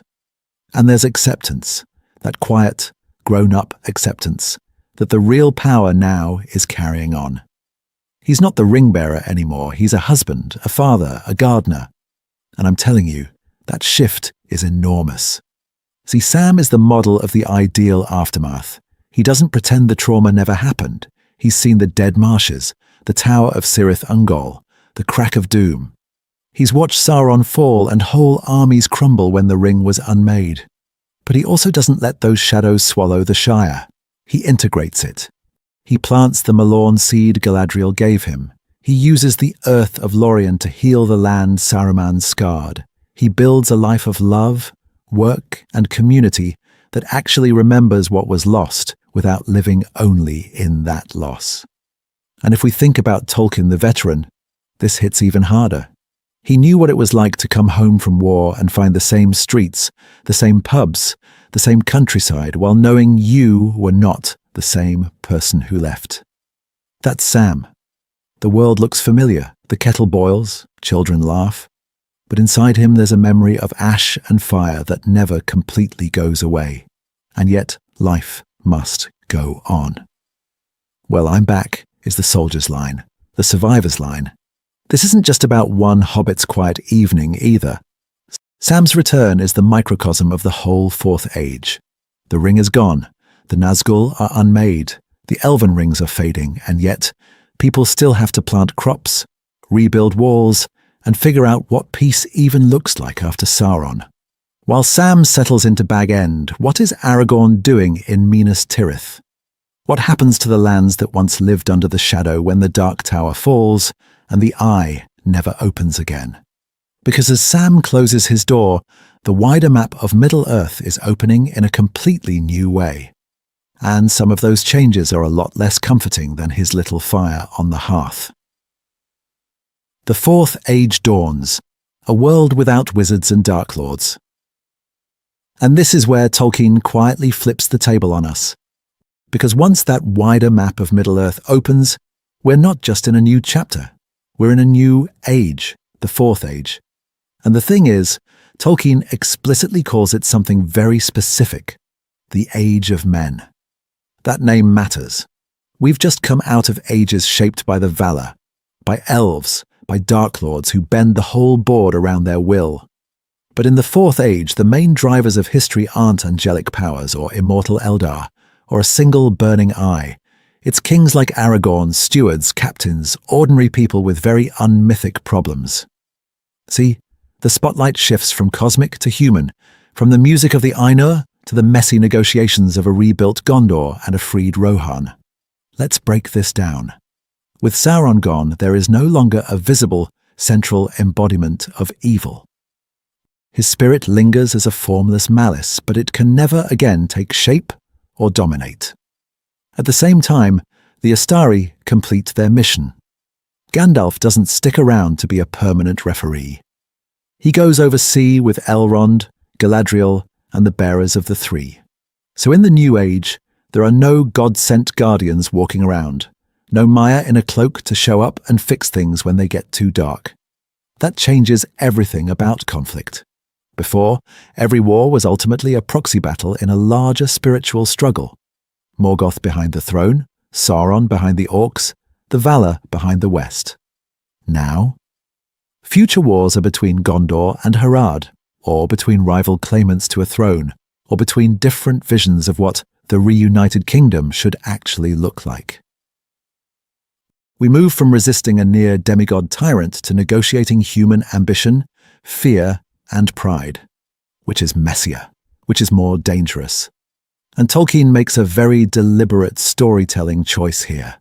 He does not walk us through the detailed politics of Aragorn's tax policy or the internal reforms of Minas Tirith. He gives us glimpses: the reunited kingdom, peace with former enemies, the Shire under special protection. Then, he pulls the camera back. We are told just enough to understand the shape of the Fourth Age, but not enough to turn it into another epic chronicle. Why? I'm telling you, this isn't just about Tolkien being tired. It's because, in spirit, the Fourth Age is meant to be ours. A world where magic is fading, the elves are leaving, the great rings are losing their power, and the big moral choices are made without a Maya standing in the room. When you start pulling at this thread, you realize he's handing the story over to us. So is that a decline from a higher, more enchanted state, or a maturation? Are we losing light, or finally being trusted with it?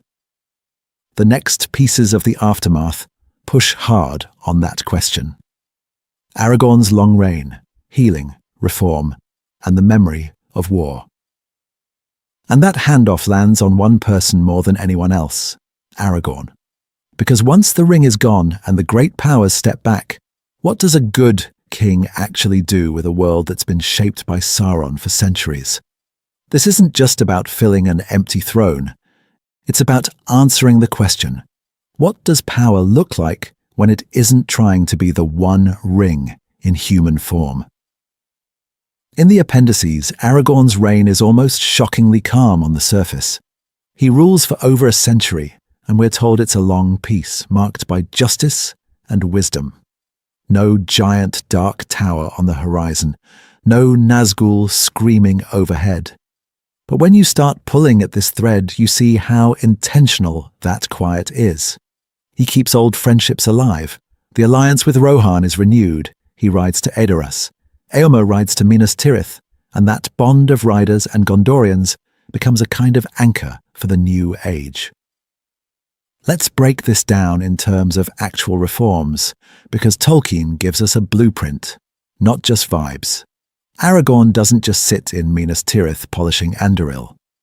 He restores the city, reopens the old capital of Osgiliath, and then does something huge. He reunites the northern kingdom of Arnor with Gondor.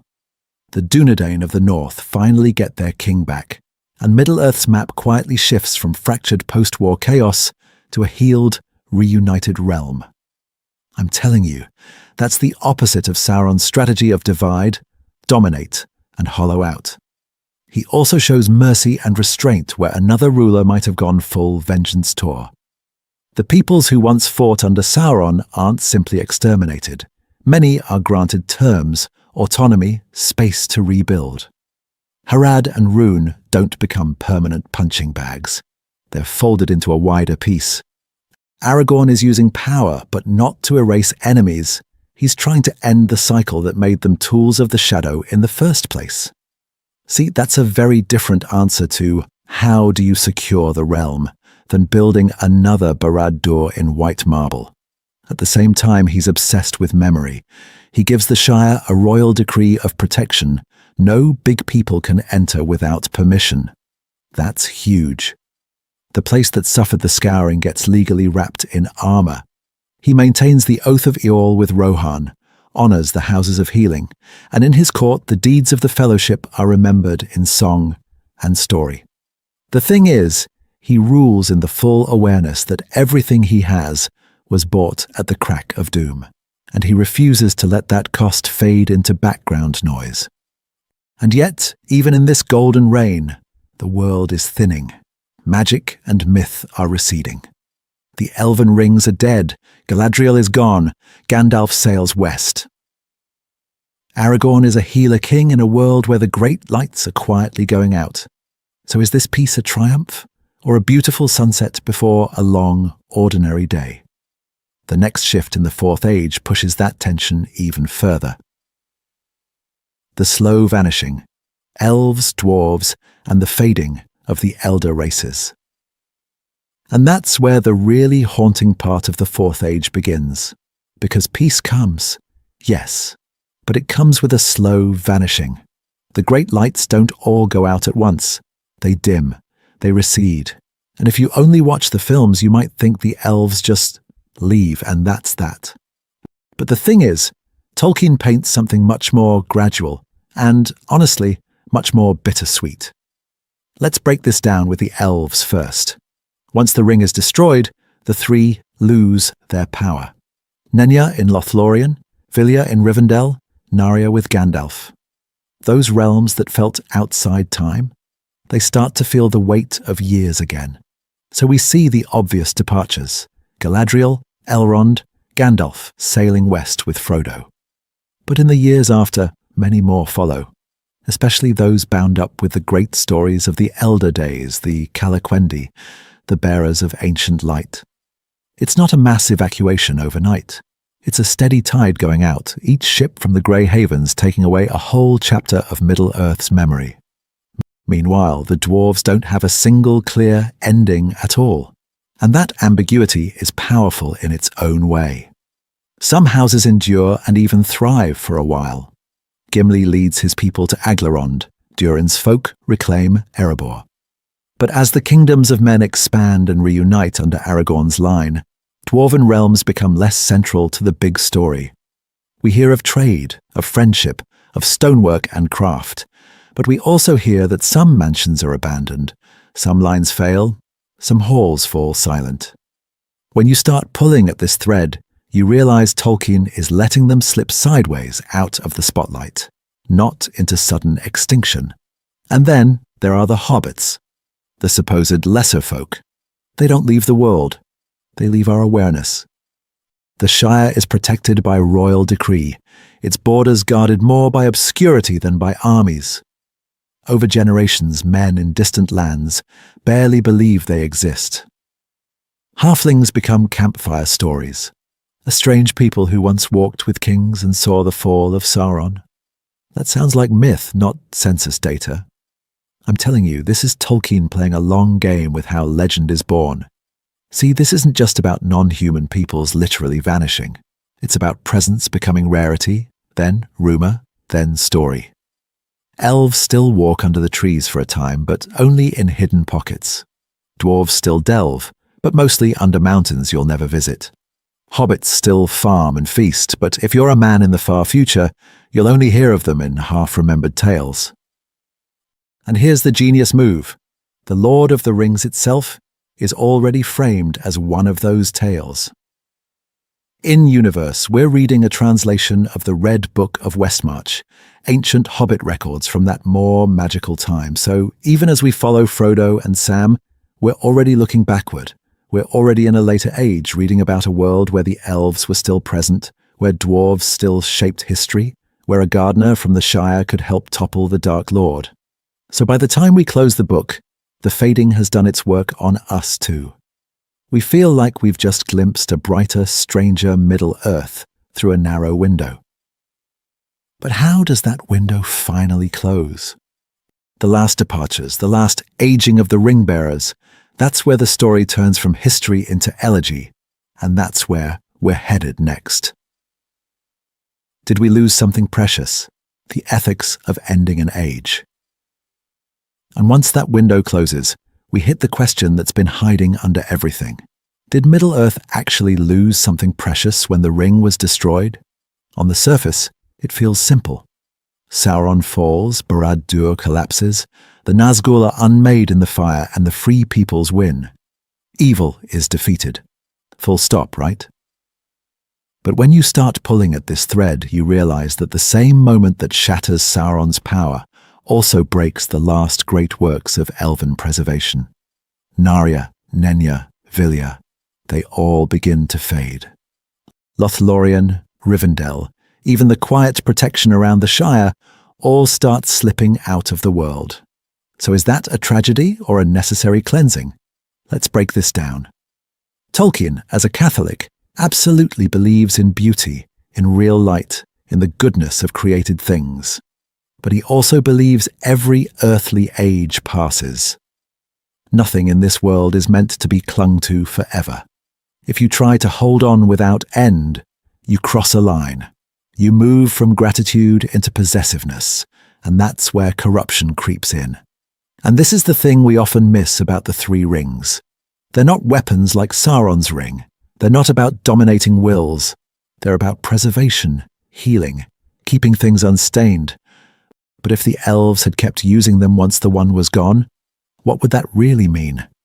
A refusal to let history move. A refusal to let men rise. A refusal to accept that even the most beautiful age has to die. See, the elves' departure prevents a different kind of tyranny, the tyranny of unchanging nostalgia. Imagine Galadriel deciding, no, we're staying, we're keeping Lorien evergreen forever. No decay, no death, no new stories. It sounds lovely, but it would actually freeze Middle-earth in a museum state, where everything is perfect and nothing can grow. I'm telling you, that's just another way of denying freedom, just with flowers instead of iron. But emotionally, it still hurts. We feel the loss of Lothlorien like the memory of a dream you can't get back to. We feel Rivendell thinning out, Elrond and Glorfindel passing west, Gandalf's light leaving the stage. Characters inside the story feel it too. Legolas hears the sea longing. Frodo can't be healed in the Shire. Even Aragorn's great reign happens under the shadow of fading in the background. So Tolkien asks you to hold both truths at once. The end of the ring is a clean, moral victory. A parasitic power is destroyed forever. But the passing of the Elder Days is a real, aching loss, not just for lore nerds, but inside the logic of the world itself. The victory that saves Middle-earth also closes the door on its highest enchantments. And here's the uncomfortable question that leaves hanging over us. If the greatest triumph comes packaged with irreversible loss, what does that mean for the people who have to live in the age after? Because when we follow Frodo home, we start to see that answer up close, and it's not simple at all. What if the Three Rings had survived? A tempting alternate history. And that's where we can ask a really dangerous question. What if that door hadn't closed? What if the three elven rings had somehow kept their power after Sauron fell, and the one was destroyed? How different would the so-called Age of Men actually look if those hidden anchors of elvish light never faded? Let's break this down, because on the surface it sounds amazing. Imagine Lothlorien still wrapped in that golden twilight, unchanged for centuries. Rivendell still a perfect refuge, where time doesn't quite move the way it does in the rest of Middle-earth.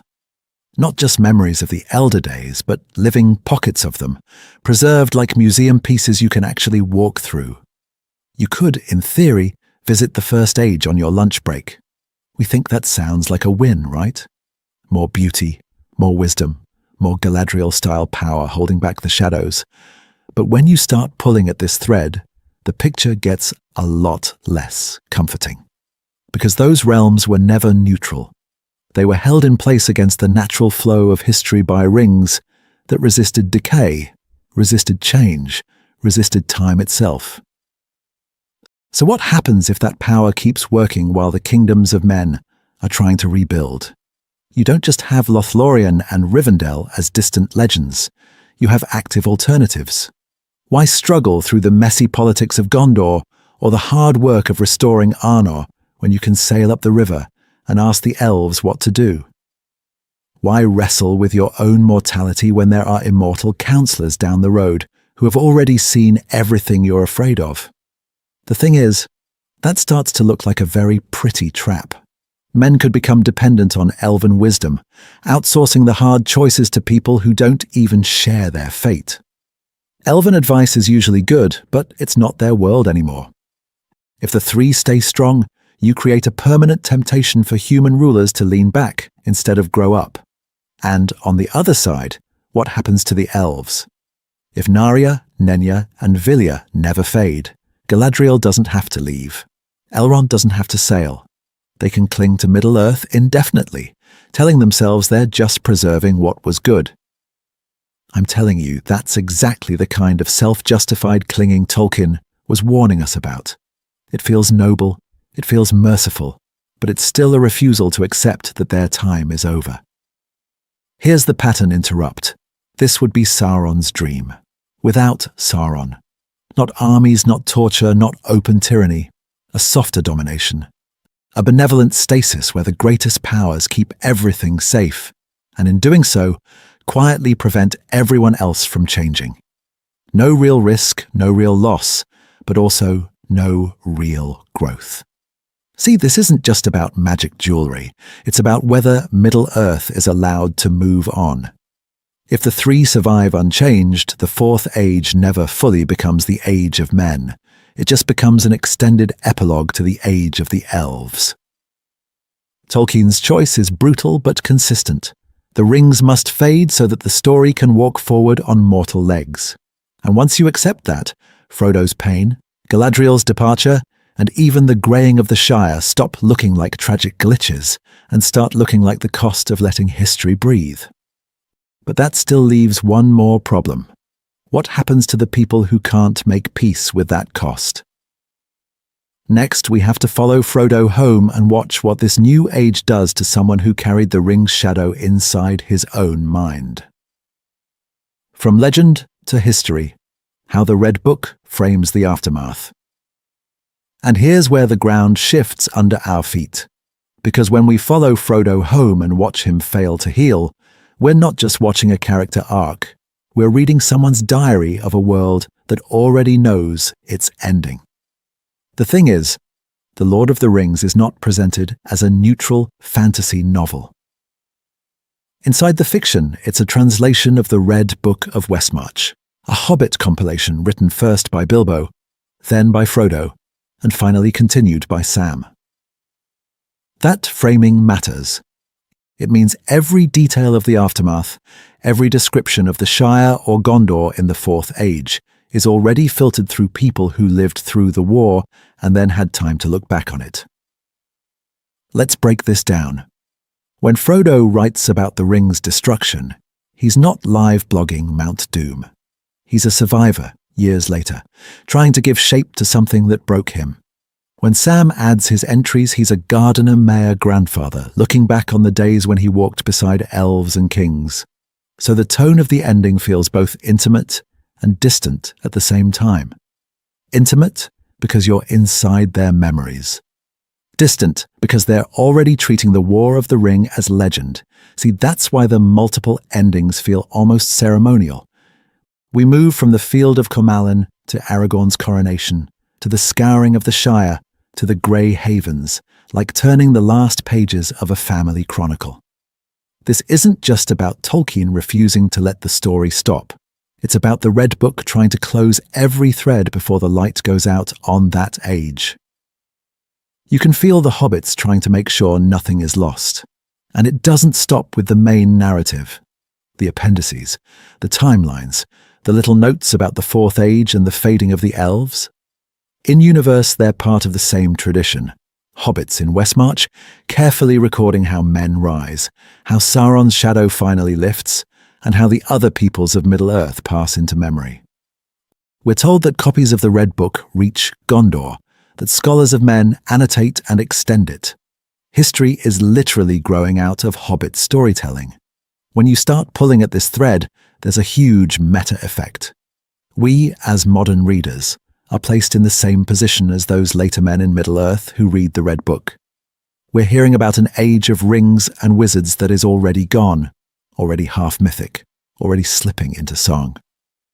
I'm telling you, that's why everything after the rings fall feels elegiac rather than triumphant. We're not at the climax anymore, we're in the commentary. And once you see that, the so-called extra endings look different. They're not indulgent detours. They're the last careful entries in a book that knows it's closing an entire world. But if the Red Book is trying to give closure, what happens when even that isn't enough for the person who wrote it? Next, we need to look at Frodo's final choice and ask whether the West is a reward or an admission that some wounds can't heal inside history at all. Why the movies feel like they have too many endings, and why Tolkien disagrees. And this is exactly where the movies run into that famous complaint. Return of the King has like 5 endings. You've probably heard that, right? The ring melts, Sauron explodes, the tower falls, and we think, okay, credits. But then we get the bedside reunion, then Aragorn's coronation, then the Shire, then the Grey Havens. How many times are we supposed to emotionally land this thing? The thing is, When you start pulling at this thread, you realize that what feels like too many endings on screen is actually Tolkien's aftermath structure being squeezed into film language. In the book, these aren't random epilogues. They're distinct resolutions to different layers of power and loss, the political order of Middle-earth, the personal journeys of the characters, and the spiritual wound at the center of the story. Each one closes a different circle. If you cut one, you don't just save time, you actually break the pattern. Let's break this down. The bedside scene in Minas Tirith is the emotional proof of survival. It's intimate, physical, almost domestic. The War of the Ring has ended, the Fellowship is reunited, and we see in their faces the cost you can't put on a map. Then the coronation is the political ending. Aragorn isn't just getting a cool crown, he's healing a world Sauron hollowed out. Gondor is restored, Arna is reunited. Old alliances are renewed. That's the visible rearrangement of power after the Dark Lord falls. But Tolkien doesn't stop at thrones. The return to the Shire is the personal and social ending. We watch the hobbits walk back into a world that looks the same and realize they have outgrown it. In the book, this is where the scouring of the Shire explodes into view. Saruman's petty tyranny, the ruined mills, the safe homeland invaded by the very evil they thought was far away. Without that, you miss a crucial point. The Ring War was never just somewhere else. It was always coming home. Because the film cuts the scouring, all those remaining beats have to carry more weight. The Shire return has to hint at trauma, at change, at political consequence, in a fraction of the pages Tolkien spends. I'm telling you, this is why the multiple fades to black feel like false starts to some viewers. The book takes hundreds of pages to unwind. The movie gives you minutes. And then there's the Grey Havens. That's not a bonus ending. That's the spiritual ending, the metaphysical consequence of destroying the ring, and with it, the power of the three. Galadriel, Elrond, Gandalf, the light of the Elder Days itself, all passing out of Middle-earth. Without that departure, we'd never see how deeply the world has changed, or how permanently Frodo has been changed with it. So what happens if you strip all that away and stop at the Eagles? You get a victory, sure, but you lose the transformation. Next, we need to watch how those transformations play out in Frodo's body, in the land, and in the fading of the elves, because that's where the real ending of the Third Age actually lives. The real war. After the war, culture, memory, and who tells the story. And here's where something really wild happens. The battles are over, the ring is gone, the maps of Middle-earth are being redrawn, but another war quietly starts up, not over land or thrones, but over memory. Who gets to decide what this age meant? Who gets to say what was heroic, what was monstrous, what was necessary? Because the thing is, Aragorn, the hobbits, Gandalf, they're not just living through history, they're editing it as they go. Aragorn restores the White Tree. He revives old titles. He has the tale of Aragorn and Arwen written in a very specific, almost elvish style. That's not random. That's a deliberate choice to frame his reign as the healing of a broken line, not just some lucky ranger who found a crown. Let's break this down. We see songs being composed almost in real time. The lay of Frodo of the Nine Fingers, the praise of the captains of the West, the lament for Boromir. Short, punchy, memorable. And those songs will outlive the people who were actually there. 1,000 years later, some kid in Gondor won't read a detailed campaign log. They'll hum a tune about the ring-bearer and think, that's the whole story. At the same time, there are the dry, official records. The Red Book of Westmarch, the Annals of the Kings of Gondor, whatever is preserved in Rivendell before it fades. Each of these has a point of view. Hobbits center the Shire and its comforts. Gondor centers lineage and oaths. The Elves center loss and the passing of their light. None of them are lies, but none of them are neutral either, and I'm telling you, That tension is the real aftershock of Sauron's fall. And then we get to the Shire. This is brutal in a quiet way. Most hobbits will never really understand what Frodo and Sam did. They know there was trouble. They know there was a war in the south. They see a few scars and some new songs. But the ring, Mordor, the Nazgul being unmade in fire, that's distant, almost unreal. Their ignorance is a shield. It keeps their world green and small and safe. But it's also a tragedy because it means Frodo comes home changed to a place that cannot fully see him. When you start pulling at this thread, it looks uncomfortably familiar. Our own wars end, treaties get signed, monuments go up, and then decades of argument begin. Was this leader a savior or a tyrant? Was this campaign liberation or conquest? We think the conflict stops with the last battle, but actually the narrative fight can last longer than the veterans. See, this isn't just about logistics and politics in Middle-earth. It's a cultural and psychological realignment. Whose suffering becomes legend, whose gets footnoted, and whose disappears entirely. And just when you think you know the answer, Tolkien throws one more twist at us. The people who saved the world are the ones who vanish first. In the next section, we have to follow that vanishing into the fading of the Elves, the quiet of the Shire, and the one door Frodo can walk through that no one else can follow. Providence, free will, and the long game, what the aftermath reveals. And that vanishing is where Tolkien quietly springs his biggest theological trap. Because once the heroes start leaving, we're forced to ask if this was all meant to happen, who meant it, and what did it actually cost? Let's break this down. We've already seen the chain of accidents that got us here. Bilbo just happens to find the ring in the dark. Gollum just happens to spare him. Gandalf just happens to suspect the truth. And at the end, Gollum just happens to bite off Frodo's finger and fall into the fire. We think this is random, but actually Tolkien is pushing us to see providence without ever saying, a wizard did it. The thing is, if you zoom out, the pattern is undeniable. Bilbo's pity in the goblin tunnels, Frodo's mercy on the stairs of Cirith Ungol, Sam's refusal to kill Gollum when he has every reason to do it. Those are free choices. Costly, painful, human choices. And yet each one becomes a critical thread in the tapestry that Sauron couldn't see, couldn't manipulate, and couldn't defend against. But then, we hit the aftermath, and the story refuses to turn into neat, divine puppeteering. Frodo is saved, yes, but he's not fixed. The Shire is restored, yes, but Frodo never really comes home. The ring is destroyed, but its wounds keep burning on Weathertop and in his mind.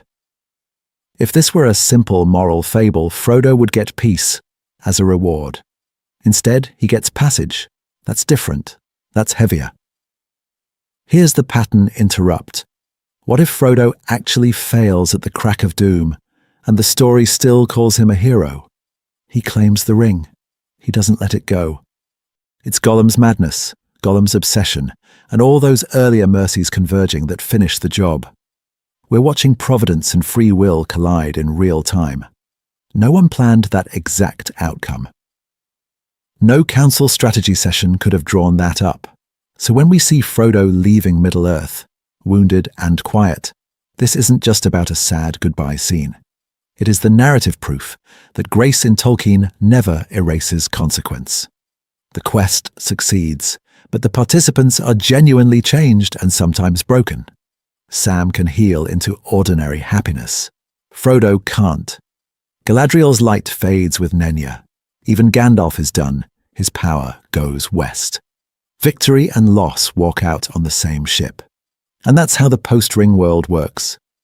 History here isn't a scoreboard where the good guys get prizes and the bad guys get smote on cue. It's a woven thing. Divine guidance, human freedom, unintended outcomes, and scars that don't disappear just because Sauron does. When you start pulling at this thread, you realize the final pages hit so hard precisely because they feel earned. They are not an epilogue tacked on after the real story. They are the necessary consequence of everything that came before, And in the next section, we have to ask what that means for everyone who stayed behind. From epic to echo. How the rings fall shapes future. Ages we never see. So if those last pages are consequences, not cleanup, we have to ask a bigger question. What happens when the consequences keep going long after the camera cuts away? What does Middle-earth look like not just 10 years later, but 1,000 or 10,000? The thing is, Tolkien barely sketches that out. We get a glimpse of the Fourth Age, a few notes in the appendices, a stray comment that it becomes the dominion of men. That's it. But when you start pulling at this thread, those tiny hints plus the internal logic of his world actually let us project forward in a way that feels faithful, not fanfic. First, memory hardens into myth. For Gondor, for Arnor Reborn, for Rohan and all the lesser realms, Sauron becomes the great negative image that defines everything. You want to understand their laws? Look at what he broke. You want to understand their fears? Look at what he almost achieved. We think the ring is destroyed and that's the end of his power. But actually, he keeps ruling history as a warning. Don't centralize too much. Don't trust secret councils. Don't play with forbidden knowledge. He becomes the archetypal tyrant in every fireside story.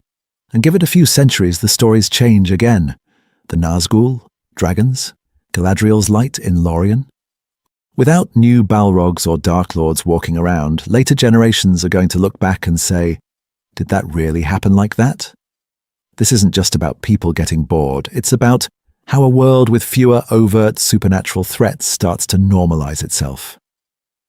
Magic recedes, technology and statecraft advance, and the Third Age begins to feel like our own world's mythic past. Think of how we talk about Atlantis or the Flood. Close enough to shape our imagination, distant enough to doubt. So what replaces Sauron if no new Dark Lord rises with a ring? Power doesn't vanish, it changes form. New tyrannies show up with armies, ideologies, and eventually technology. No lidless eye, but maybe surveillance bureaucracies. No Barad-dûr, but towering citadels of industry and war. I'm telling you, Tolkien practically invites this reading when he frames the Shire's scouring as modern evil, wires, smoke, petty bureaucrats and propaganda, rather than sorcery. See? That's the echo of the ring, not a perfect repetition, but a recurring pattern. Domination through fear, through control of information, through the seduction of safety at the price of freedom. You don't need a ruling ring to corrupt a parliament. And that's the real point. The ring's destruction doesn't freeze history in a happy ending. It closes one chapter and opens another that looks more and more like our own. The light of the Eldar fades, the miracles thin out, and men step fully into a world where evil is less cinematic and more systemic. In the next section, we're going to push that even further and ask, at what point does Middle-earth quietly become our Earth? And what does that say about us? 3 aftermaths, 3 lessons: Aragorn, Frodo, and the Elves. So once Middle-earth starts looking suspiciously like our own world, we have to ask, what did that victory at Mount Doom actually leave behind? Because the thing is, the ring's destruction doesn't give us one clean, simple, happily ever after. It explodes the story into 3 different aftermaths: political, personal, and spiritual. Let's break this down with Aragorn first, because he's the most visible symbol of the new age. On the surface, he wins the throne, gets the girl, and the white tree blooms again. Classic fantasy ending, right? But when you start pulling at this thread, you see Tolkien doing something much more grounded. Aragorn doesn't rule by terror, or surveillance, or rings. He rebuilds Gondor, reunites it with Arnor, and shows mercy to former enemies. He frees the slaves of Mordor, grants autonomy to peoples on the borders, and actually tries to heal the political wounds Sauron exploited. This is power without the ring. Patient, limited, accountable. Then we pivot to Frodo and the tone shifts. Aragorn gets a crown. Frodo gets scars. He saves Middle-earth and then discovers that home is both the same and not the same. The Shire is scoured, rebuilt, and yet he can't quite live inside it anymore. The wound from Weathertop aches. The memory of Shelob and the Eye won't leave him. And even on a perfect morning in the Shire, he feels that shadow. He tried to carry an absolute burden, and it permanently marked him. So his aftermath is personal and painful. He has to accept that the healing he needs isn't available inside the world he saved, and he sails west, seeking a light beyond the horizon of Middle-earth. And above both of these, you have the Elves. Their aftermath is spiritual. When the ring goes into the fire, the three rings lose their power too. Nenya in Lorien, Vilya in Rivendell, Narya with Gandalf, their quiet preservation work ends. The hidden light of the Eldar starts to go out. So the Elves do something Sauron never could. They accept an ending. They relinquish their rings, dismantle their own protected realms, and depart with dignity and sorrow. They don't cling to immortality in Middle-earth at any cost. They step aside so that men can inherit a world without elvish safety nets. I'm telling you, these three threads are all responses to the same event, the end of Sauron's age and the shattering of ring-based power. Aragorn models how to rule after the shadow. Frodo shows what it costs to resist the shadow from the inside. The Elves embody what it means to let the shadowed world move on without you. This isn't just about tying up loose plot points. It's Tolkien testing his own victory, asking, what does good triumphs really look like on the ground? In the next section, we're going to zoom out one more time and restate the big thesis, that all of this epilogue isn't extra at all. It's the true resolution, the part that quietly tells us what our own victories and our own endings might really mean. Why Tolkien refused a simple, happily ever after. So if all that epilogue is the real resolution, we have to ask, why does Tolkien refuse to just cut to black after the ring falls? Why don't we get the neat, cinematic happily ever after our brains are trained to expect? The thing is, a clean, immediate happy ending would actually betray the power of the story he's just told. We've watched Frodo be ground down step by step. We've seen Gondor on the brink, Rohan bleeding, whole cultures twisted under Sauron's shadow. If everyone simply smiles, gets crowned, and rides into the sunset, the cost evaporates. The moral weight, the emotional weight, the sense that Middle-earth really hung by a thread, it all drains away. Let's break this down, because Tolkien is doing something very deliberate. Real wars do not end when the enemy surrenders. The last shot on the battlefield is not the last shot in your soul.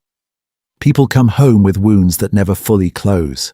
Cities have to be rebuilt, trust has to be rebuilt, and sometimes entire ways of life are gone forever. Tolkien had seen that. He fought in World War I. He watched almost all his closest friends die. For him, after the war was not a montage. It was a lifelong shadow. So when you start pulling at this thread, the long aftermath in The Lord of the Rings stops feeling indulgent and starts feeling honest. Frodo doesn't just bounce back. He can't even enjoy the Shire he saved. Aragorn doesn't just win a throne. He has to rule, to forgive old enemies, to show mercy to the men of the East and South who fought for Sauron. The Elves don't just celebrate the fall of Barad-dûr. With the one ring gone, their three rings lose their power, and the light of Lorien and Rivendell begins to fade. This isn't just about lore housekeeping. It's Tolkien making space for healing, loss, forgiveness, and the passing of ages to actually land. We see the scouring of the Shire because evil leaves residue even in quiet places. We see the grey havens because sometimes the bravest thing you can do is admit you can't be healed here, and you need to go somewhere beyond the circles of the world. We see decades pass under Aragorn's reign, so victory feels like a responsibility, not a fireworks show. I'm telling you, the many endings are not Tolkien losing control of his story. They're him telling the truth about victory. Great evil can be overthrown, yes. Sauron can fall, his tower can crumble, his Nazgul can vanish into fire. But the scars remain. The age that comes after is different, and it demands a new kind of courage. The courage to rebuild, to remember, and to let go.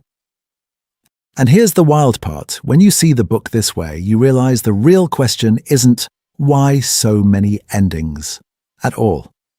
It's what are these endings trying to train us to see about our own lives? In the next section, we're going to pull that thread all the way and ask what Tolkien thinks a true ending really is, and why it might not be what you expect. Seeing the whole picture, the ring's destruction as beginning, not just end. So when we ask what a true ending is, Tolkien quietly flips the table on us, because the moment the ring falls into the fire, that's not just an ending, that's the starting gun. Think about what actually happens in that instant. The ring melts. Sauron's power, stretched out over Middle-earth for thousands of years, snaps back on itself. Barad-dûr collapses. The Nazgul don't just retreat, they're unmade in the same fire that consumed their master ring. It's a climax, yes, but it's also the first domino in a chain that keeps falling for years. Let's break this down. We tend to treat the War of the Ring like a final boss fight. Defeat Sauron, roll credits, maybe show a few weddings. The thing is, Tolkien is doing something way bigger. He's using that battle as the hinge between worlds, between the Elder Days and the Age of Men. We see it as the end of the story. He frames it as the end of an age. When you start pulling at this thread, the causal web is wild. Ring destroyed leads to Sauron falls, leads to Nazgul, unmade leads to Mordor's war machine collapses in a single afternoon. And that vacuum of power? It's exactly what allows Aragorn's reign to begin, not just as King of Gondor, but as restorer of the old Númenórean realms, healer of the land, judge over former enemies. One act in the cracks of doom ripples out into treaties, pardons, rebuilt cities, and a whole new political map. But this isn't just about thrones and borders. The same fire that ends Sauron's dominion quietly dooms the elven rings. Narya, Nenya, Vilya. Their power is bound to the One. When it goes, their preservation magic starts to fade. Lothlorien loses its timeless shimmer. Rivendell begins to diminish. The long light of the Eldar, already waning, suddenly has a departure date. See, the victory at Mount Doom is also the eviction notice for the Elves' last great sanctuaries. Here's the pattern interrupt. The happy ending actually contains a built-in goodbye. The world is saved, but the world that's saved is not the one we started with. Middle-earth is passing from elves and wizards to men, from enchanted refugees to ordinary kingdoms that will age, decay, and be forgotten. So what do we do with that as readers or viewers? I'm telling you, the move is to zoom out on your next reread or rewatch. Trace how many late lines quietly point back to that single volcanic moment. Gandalf speaking of the end of his time. Galadriel preparing to leave. Aragorn's coronation.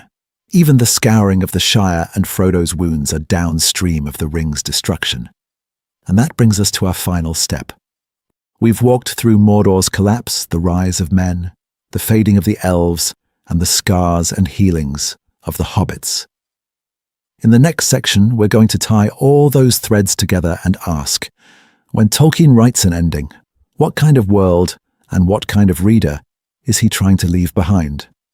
From fire to furrows.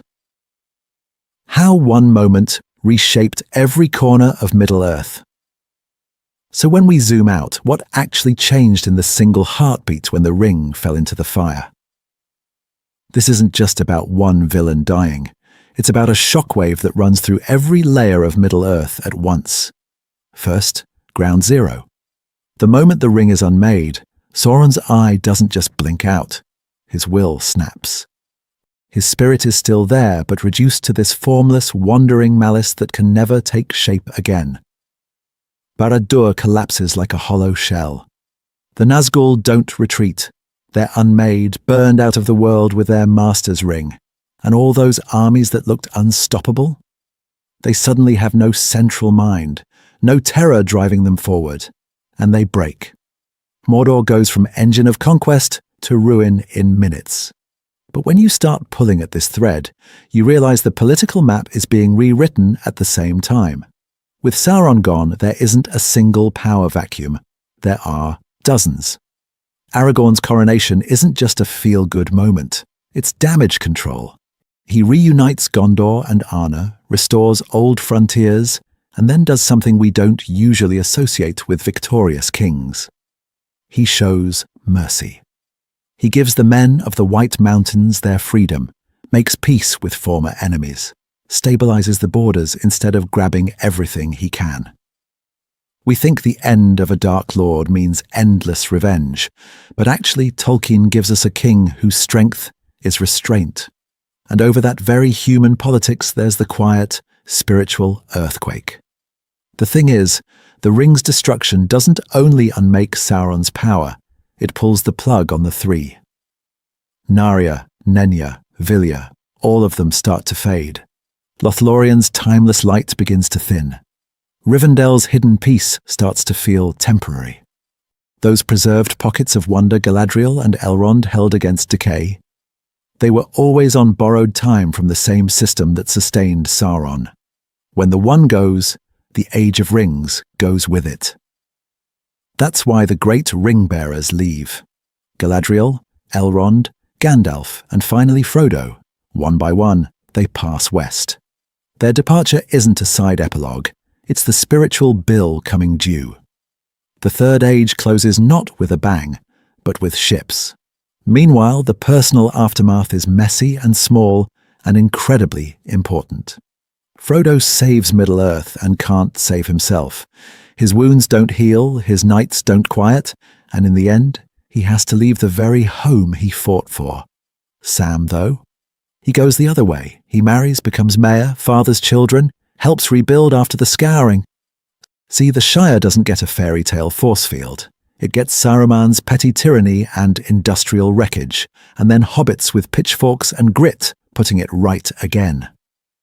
So what's the pattern? The ring's destruction doesn't magically fix anything. It ends one kind of evil, closes an age of high wonder, and hands every people a hard question.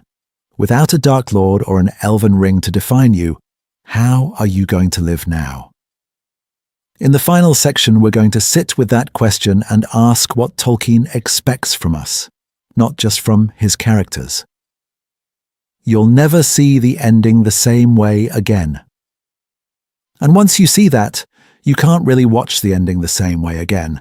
So pause for a second and mentally replay those last big moments. Mount Doom, the coronation, the Shire, the Grey Havens. We usually think of them as separate little epilogues, right? A climax, then some feel-good codas. But when you start pulling at this thread, you realize they're all the same event echoing outward. The aftermath of the ring, rippling across Middle-earth and through these characters' lives. Back at Mount Doom, it looks simple. Ring destroyed, Sauron's power collapses, Barad-dûr falls, the Nazgûl are unmade. Victory. But the thing is, that volcanic blast is also blowing a hole in 3 other worlds at once. Rivendell, Lothlorien, and the Shire. In that instant, the 3 rings begin to fade. Elven light starts to withdraw, and the quiet little country Frodo loves is already on a path towards Saruman's brief tyranny and its own scouring. 1 act, 4 consequences. Now jump to Aragorn's coronation. Big music, White City, everyone cheering. We feel the joy, and we should. A broken kingdom is healed, the line of kings is restored, the political map of men is finally stabilizing after centuries of Sauron's shadow. But look at who's in that crowd. Gandalf, whose mission is basically finished. The Elves, who are already half gone. And Aragorn himself, who knows his age is rising as theirs falls. His bow to the hobbits isn't just humility. It's a farewell gesture from the new world to the old one that made this victory possible. Then we're back in the Shire. Green hills, beer, babies. Everything looks fine.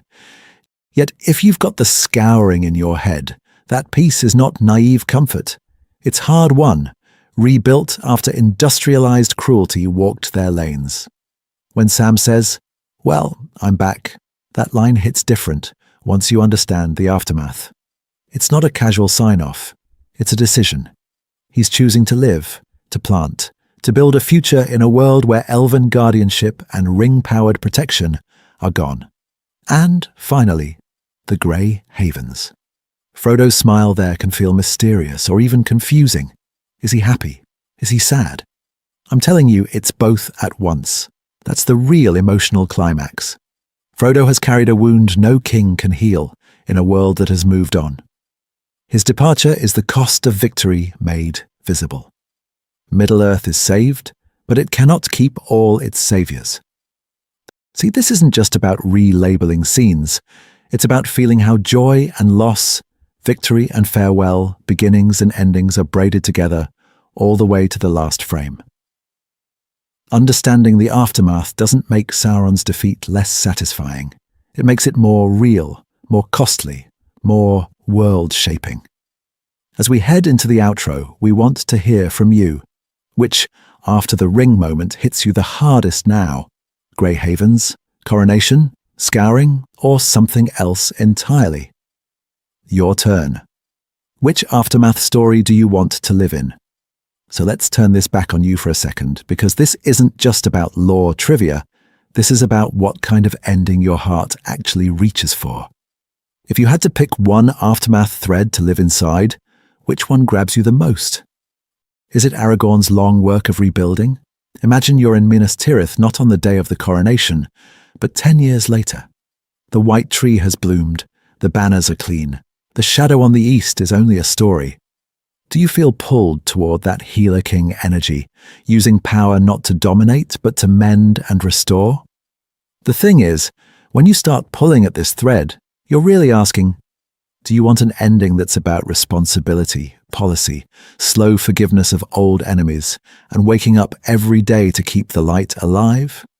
Or do you find yourself in the Shire instead, standing with the hobbits in the scouring? No Nazgul, no Dark Lord, just ugly, petty tyranny backed by the memory of Sauron's terror.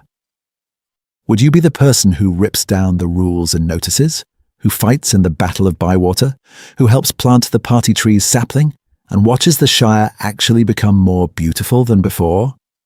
See, that's a different kind of ending, less epic, more intimate. It asks whether you believe evil is most real on the world stage or in your own backyard, or maybe you're drawn to the Grey Havens. You're not the king. You're not the rebel hobbit. You're the one standing on the shore watching Frodo, Gandalf and Galadriel sail into the west as the three rings lose their power. Would you choose to be one of the elves finally accepting that Middle-earth is no longer your home, or a mortal friend waving goodbye as an entire age passes out of reach? Let's break this down. That's an ending about loss you can't fix, about a light leaving the world while you keep walking anyway. I'm telling you, which thread you gravitate toward actually reveals something. Do you trust renewal through institutions and just laws? Do you believe in small, stubborn acts of local courage? Or do you feel most seen by bittersweet departures and the honesty that not every wound can be healed on this shore? So drop it in the comments. Are you Team Reunited Kingdom, Team Scouring of the Shire, or Team Grey Havens? And go specific. Quote the passage where Aragorn shows mercy to former enemies, or the bit in the appendices where we learn how long he reigns. Talk about the moment when the hobbits march back into the Shire and it feels like a tiny, perfect revolution. Or that quiet line at the Havens that wrecks you every single reread. Because when you start pulling at this thread in your own reactions, you're not just talking about Tolkien anymore. You're talking about what you think real victory looks like, what kind of change scares you, and what kind of goodbye you can live with. And here's the fun part.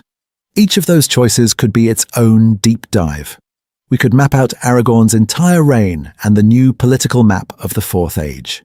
We could spend an episode just living in the scouring, line by line.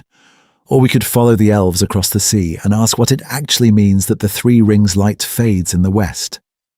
The question is, which road do we walk first? And what does that choice say about the story you're really chasing? Beyond the Ring. Future deep dives into the Fourth Age and beyond. So here's where this gets fun for both of us. Because once the ring is gone and Sauron's visible power collapses, Tolkien doesn't just roll credits. He quietly opens the door into a whole new era. And if we want to keep walking, we can actually map that road together. The thing is, the Fourth Age isn't just a throwaway line in the appendices. It has its own geography, its own politics, its own emotional weight. Imagine a full video that's literally a political map tour of the new Middle-earth. We track how Gondor expands, how Arna is restored, where the Shire sits in this new balance, and what happens to all those former enemy lands once the Eye goes dark. Who gets mercy? Who gets erased? Who quietly survives in the shadows? Then we could swing hard in the opposite direction and go intimate. We've talked a lot about Frodo, but what if we did a character study on Sam as the true long-term hero of the aftermath? Not just Sam is wholesome, but Sam as ringbearer, Sam as gardener of a wounded Shire, Sam as mayor, and finally Sam as ringbearer again when he sails west. When you start pulling at this thread, you realize the entire healing arc of Middle-earth is basically running through one hobbit with a box of earth from Galadriel. Or we go further, much further. A speculative analysis of the distant future of Middle-earth, using the hints in the appendices, the Silmarillion, and even Tolkien's letters. What does a world look like where the elves have left, the rings have faded, and men inherit both the glory and the wreckage? Does the light that began in the two trees still echo anywhere? Or are we watching the first steps toward our own age? So here's the research challenge for you. Which post-ring storyline do you most want us to deep dive first? The Fourth Age political map? Sam's lifetime of quiet power? The far, far future where the legends are already half forgotten? Tell us in the comments, and I'm telling you, we will literally prioritize the next big lore project around what you choose. Because this isn't just about chasing the algorithm. We want subscribing and sticking around to feel like you're joining an ongoing project of finishing the story. Not by changing Tolkien, but by unpacking every hint he left in the margins, every half sentence in the appendices, every casual line in a letter where he explains what really happened after the ring. See, most fans never touch those texts. But the appendices, the lesser-known notes, the letters, that's where the aftermath lives in full color. And as we head into the final call to action, we want you thinking less like a viewer and more like a fellow researcher. So, where do we shine the light next? Why this second ending matters for how we read fantasy. So where do we shine the light next? We zoom out. Because the thing is, Tolkien's second ending doesn't just wrap up loose threads in Middle-earth. It quietly rewrites what we expect fantasy stories to even do at the end. Think about how most epic fantasies play out. Big war, big villain, big showdown. The Dark Lord falls, the tower collapses, maybe we get one coronation scene and a kiss, and then fade to black. We assume the world magically stabilizes. Trauma is healed by montage. Politics just kind of work themselves out off-screen. But when you start pulling at this thread in Tolkien, you see he absolutely refuses to stop there. He shows you Sauron's power collapsing in real time, the Nazgul literally unmade in fire, the ruins of Barad-dûr still poisoning the land.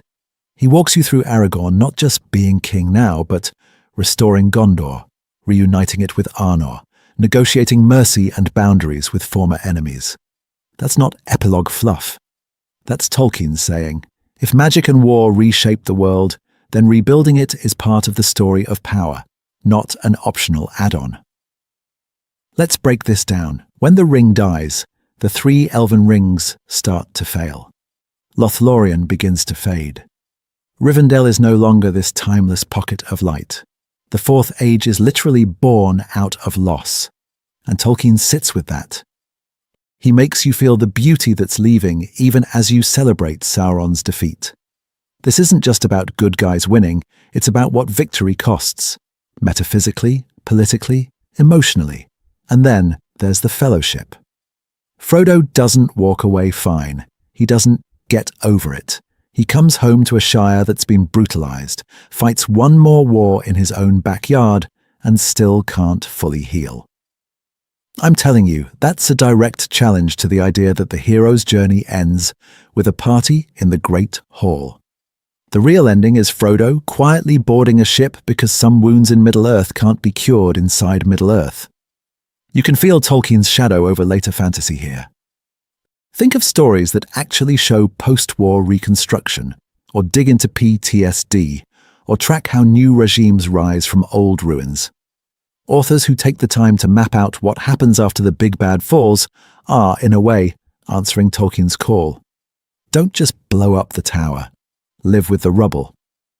So here's the question for you. In the stories you love, does the after get this level of care? Or does the camera cut away the moment the villain hits the ground? Do we see the treaties, the refugees, the fading of ancient light, or just the fireworks? On this channel, that's the gap we want to keep pressing on. We're not just cataloguing lore, we're testing how fantasy is built, structurally and thematically. And in the next section, we're going to push that even further and ask what Tolkien's long goodbye means for how we read endings in our own world. From viewer to lore keeper, how to dive deeper into the aftermath. So if we want to press on that gap, where do we actually go next? How do you move from, that was a cool video, to, wait, I can trace the shockwave of the ring's destruction through the text itself? The thing is, Tolkien gave us the tools. They're just tucked in places most casual readings glide right past. Let's break this down. If you're going to re-enter The Lord of the Rings with the aftermath in mind, there are 3 chapters that become your core laboratory. The Scouring of the Shire, the Grey Havens, and the appendices that touch the early Fourth Age. We think of the Crack of Doom as the end. It isn't. Scouring is where you see how war ripples back into a quiet land, how Sauron's fall doesn't mean the end of cruelty, just the end of one particular tyrant. The Grey Havens is where the emotional cost comes due. When you start pulling at this thread, the appendices suddenly stop feeling like bonus material and start feeling like the real epilogue. Flip to the timelines that cover the years after the War of the Ring. Watch how Aragorn's reign unfolds, how the kingdoms of Gondor and Arnor are rebuilt, how the dates of departures to the west line up with the fading of the Elves. This isn't just about trivia, it's about seeing the ring's destruction as a hinge point in the long history of Middle-earth, not just the climax of one adventure. Now, if you want to go one level deeper, Tolkien's letters are where the lights turn on. Look for the passages where he talks about Frodo's wounding never fully healing, about how Frodo failed at the Crack of Doom and was still saved, and about Sauron becoming a formless malice that can never again take shape. Then read the letters where he explains why the elves have to leave, and what it means that the 3 rings lose their power when the one is unmade. See, that's where you realize the end of Sauron is also the end of a whole style of elvish beauty. I'm telling you, one simple habit changes everything. Keep a rough timeline or even a scribbled map next to you while you read. Mark when the ring falls. Mark when the Nazgul are destroyed, when Barad-dûr collapses, when the Shire is scoured, when the Haven scene happens. Suddenly you can track how one moment in Mordor echoes outward across years and across the map, from Minas Tirith to Lothlorien, to that little lane where Frodo is stabbed on the way home. And as you're doing this, bring it back here. Drop your favorite obscure detail in the comments. Did you notice a throwaway date in the appendices that reframed a whole character for you? Did a line in a letter change how you think about Galadriel leaving Middle-earth? Or about what peace actually looks like for Aragorn's reign? This channel works best when we're pooling that kind of careful reading, because the more you dig, the more we can dig with you. Your timelines, your map notes, your lore finds directly shape what we can tackle in future videos. In the next section, we're going to take that same deep reading energy and ask what it really means that evil is defeated in Middle-earth. Who wins, who pays, and who quietly fades while everyone else is celebrating. Answering the big question, what really happened after the ring was destroyed? So let's finally answer the thing we've been circling around. What actually happened the moment the ring hit the fire? Not just in the volcano, but across all of Middle-earth. First layer, the literal one.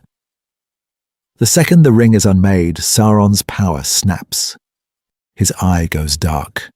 Barad-dûr doesn't just crack, it unravels, because its foundations are woven into the ring itself. The Nazgûl don't retreat for a sequel.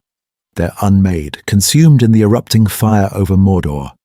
And Sauron's spirit? It doesn't get some dramatic rebirth. It lingers as a formless, powerless malice that can never again take shape. He's there, but he's done. But the thing is, that's only the first shockwave. When you start pulling at this thread, you see the political map redraw itself almost overnight. With Sauron's empire collapsed, the armies of Mordor break and scatter. Into that vacuum steps Aragorn. He doesn't just take a throne. He forges a new order. He restores Gondor, reunites it with the long-lost kingdom of Arna in the north. And he doesn't rule by endless war. He makes peace with Rohan, with the men of the south and east where he can, granting mercy and autonomy instead of annihilation. Power moves from an inhuman will on a tower to a very human king in a city of stone. Now, Layer 3 is where it starts to hurt a little. Because the ring's destruction doesn't just topple evil, it quietly pulls the plug on the elves' greatest works. The three elven rings, Narya, Nenya, and Vilya, are bound to the one. When it goes, their power ebbs. Lothlorien begins to fade. Rivendell is no longer this timeless refuge outside history. All those pockets of preserved light, all those enchanted realms held in a kind of suspended grace, start to thin and wear away. This isn't just about Sauron losing, it's about the elves realizing their age is truly over, and that they must go west, while Middle-earth moves on without them. And that brings us to the Fellowship, the human-scale cost.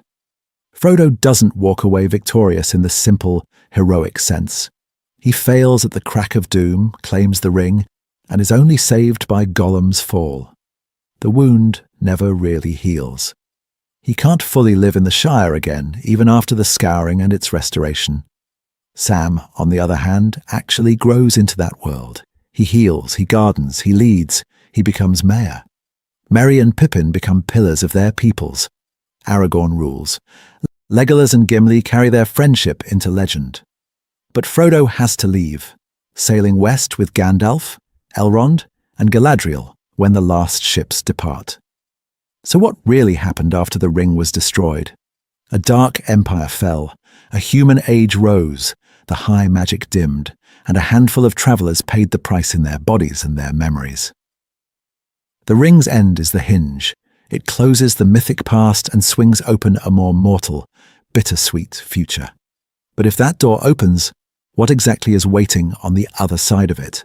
And who's already walking away while the rest of Middle-earth is cheering? If you've ever felt out of place.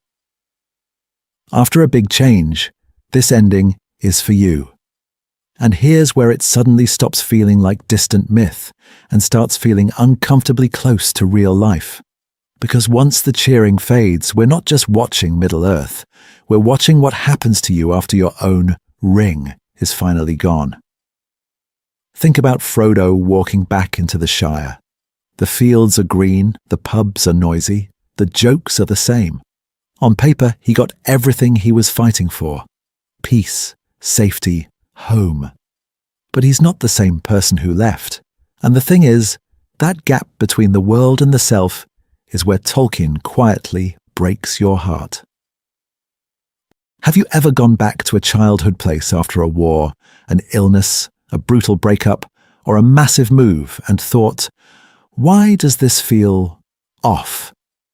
That's Frodo at every party. Let's break this down. Frodo has literally carried the concentrated malice of Sauron on a chain around his neck. He's been stabbed on Weathertop, poisoned by Shelob, crushed by the Eye's will. So when he sits at Bag End and hears the kettle whistle, it's not back to normal. It's a collision. Familiar rooms, unfamiliar self. We think victory erases the damage, but actually, it just gives you quiet enough to hear it. And then there's Sam. Sam comes home with the same scars and nightmares, but he makes a different choice. He marries Rosie. He plants the Malorn seed. He becomes mayor. He builds a life that doesn't pretend the darkness never happened, but weaves it into something new. That's not just fantasy courage. That's the everyday power of people who rebuild after floods, layoffs, divorces, or whole countries falling apart. They don't get their old world back.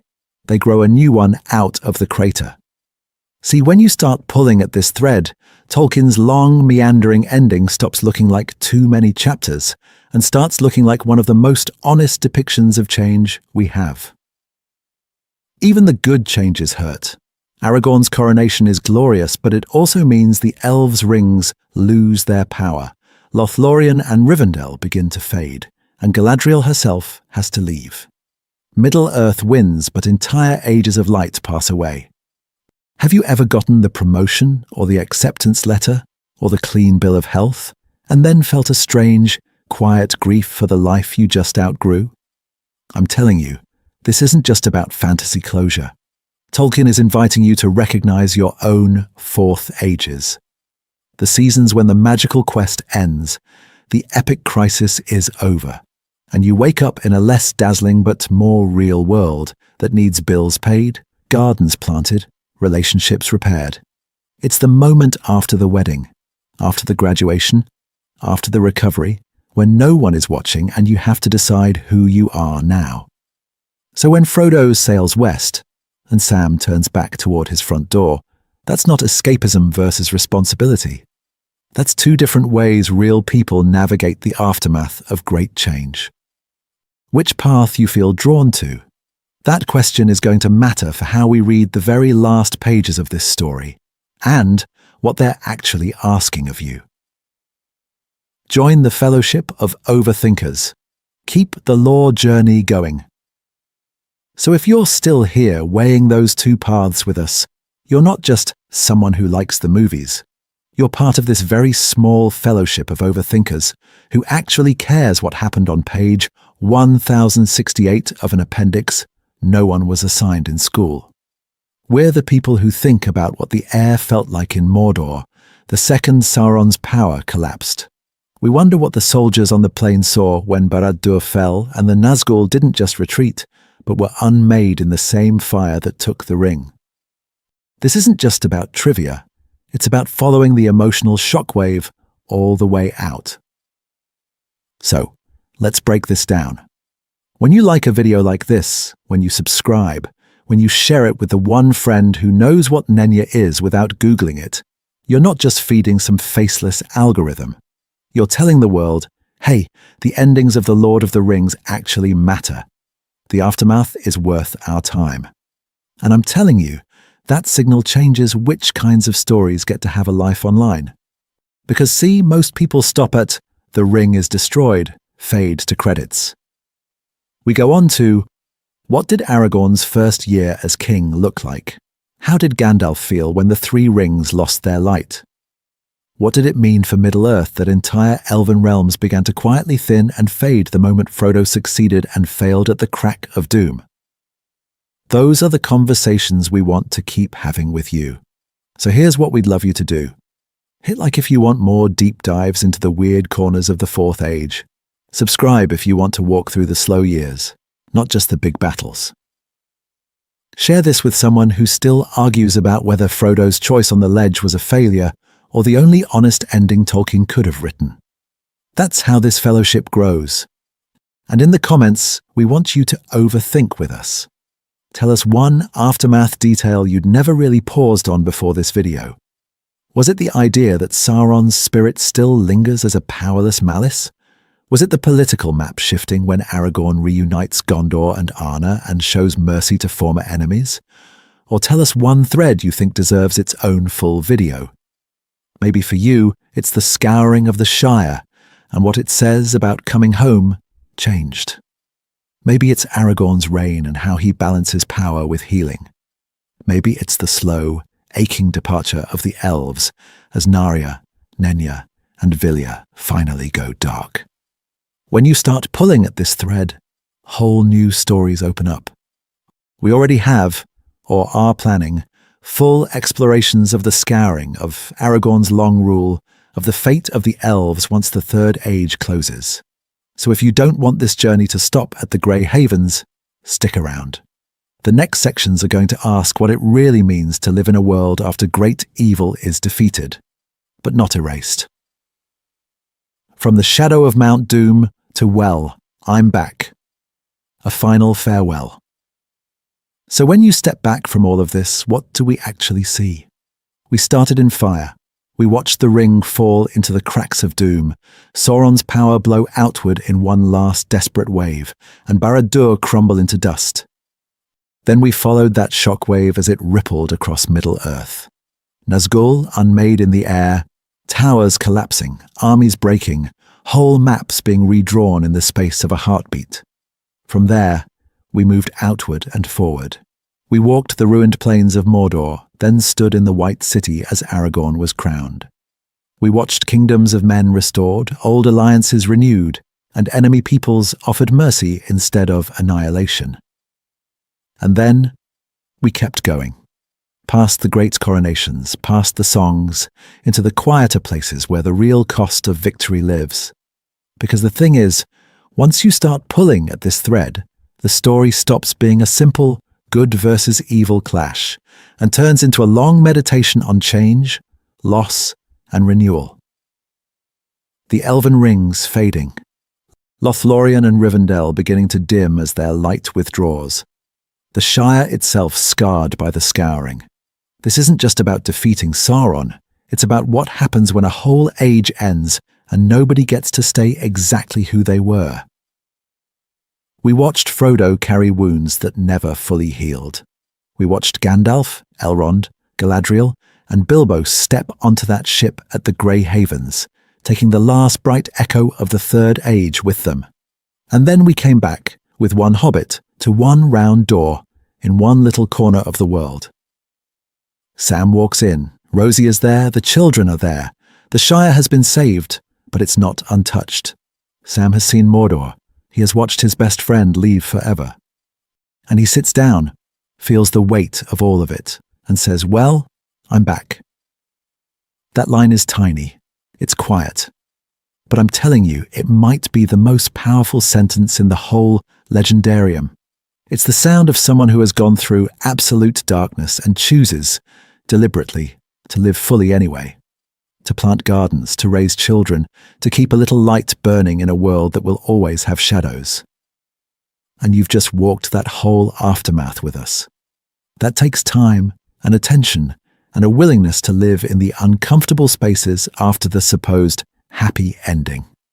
See, that depth, those lingering pages after the ring is destroyed, is exactly why Tolkien's world endures.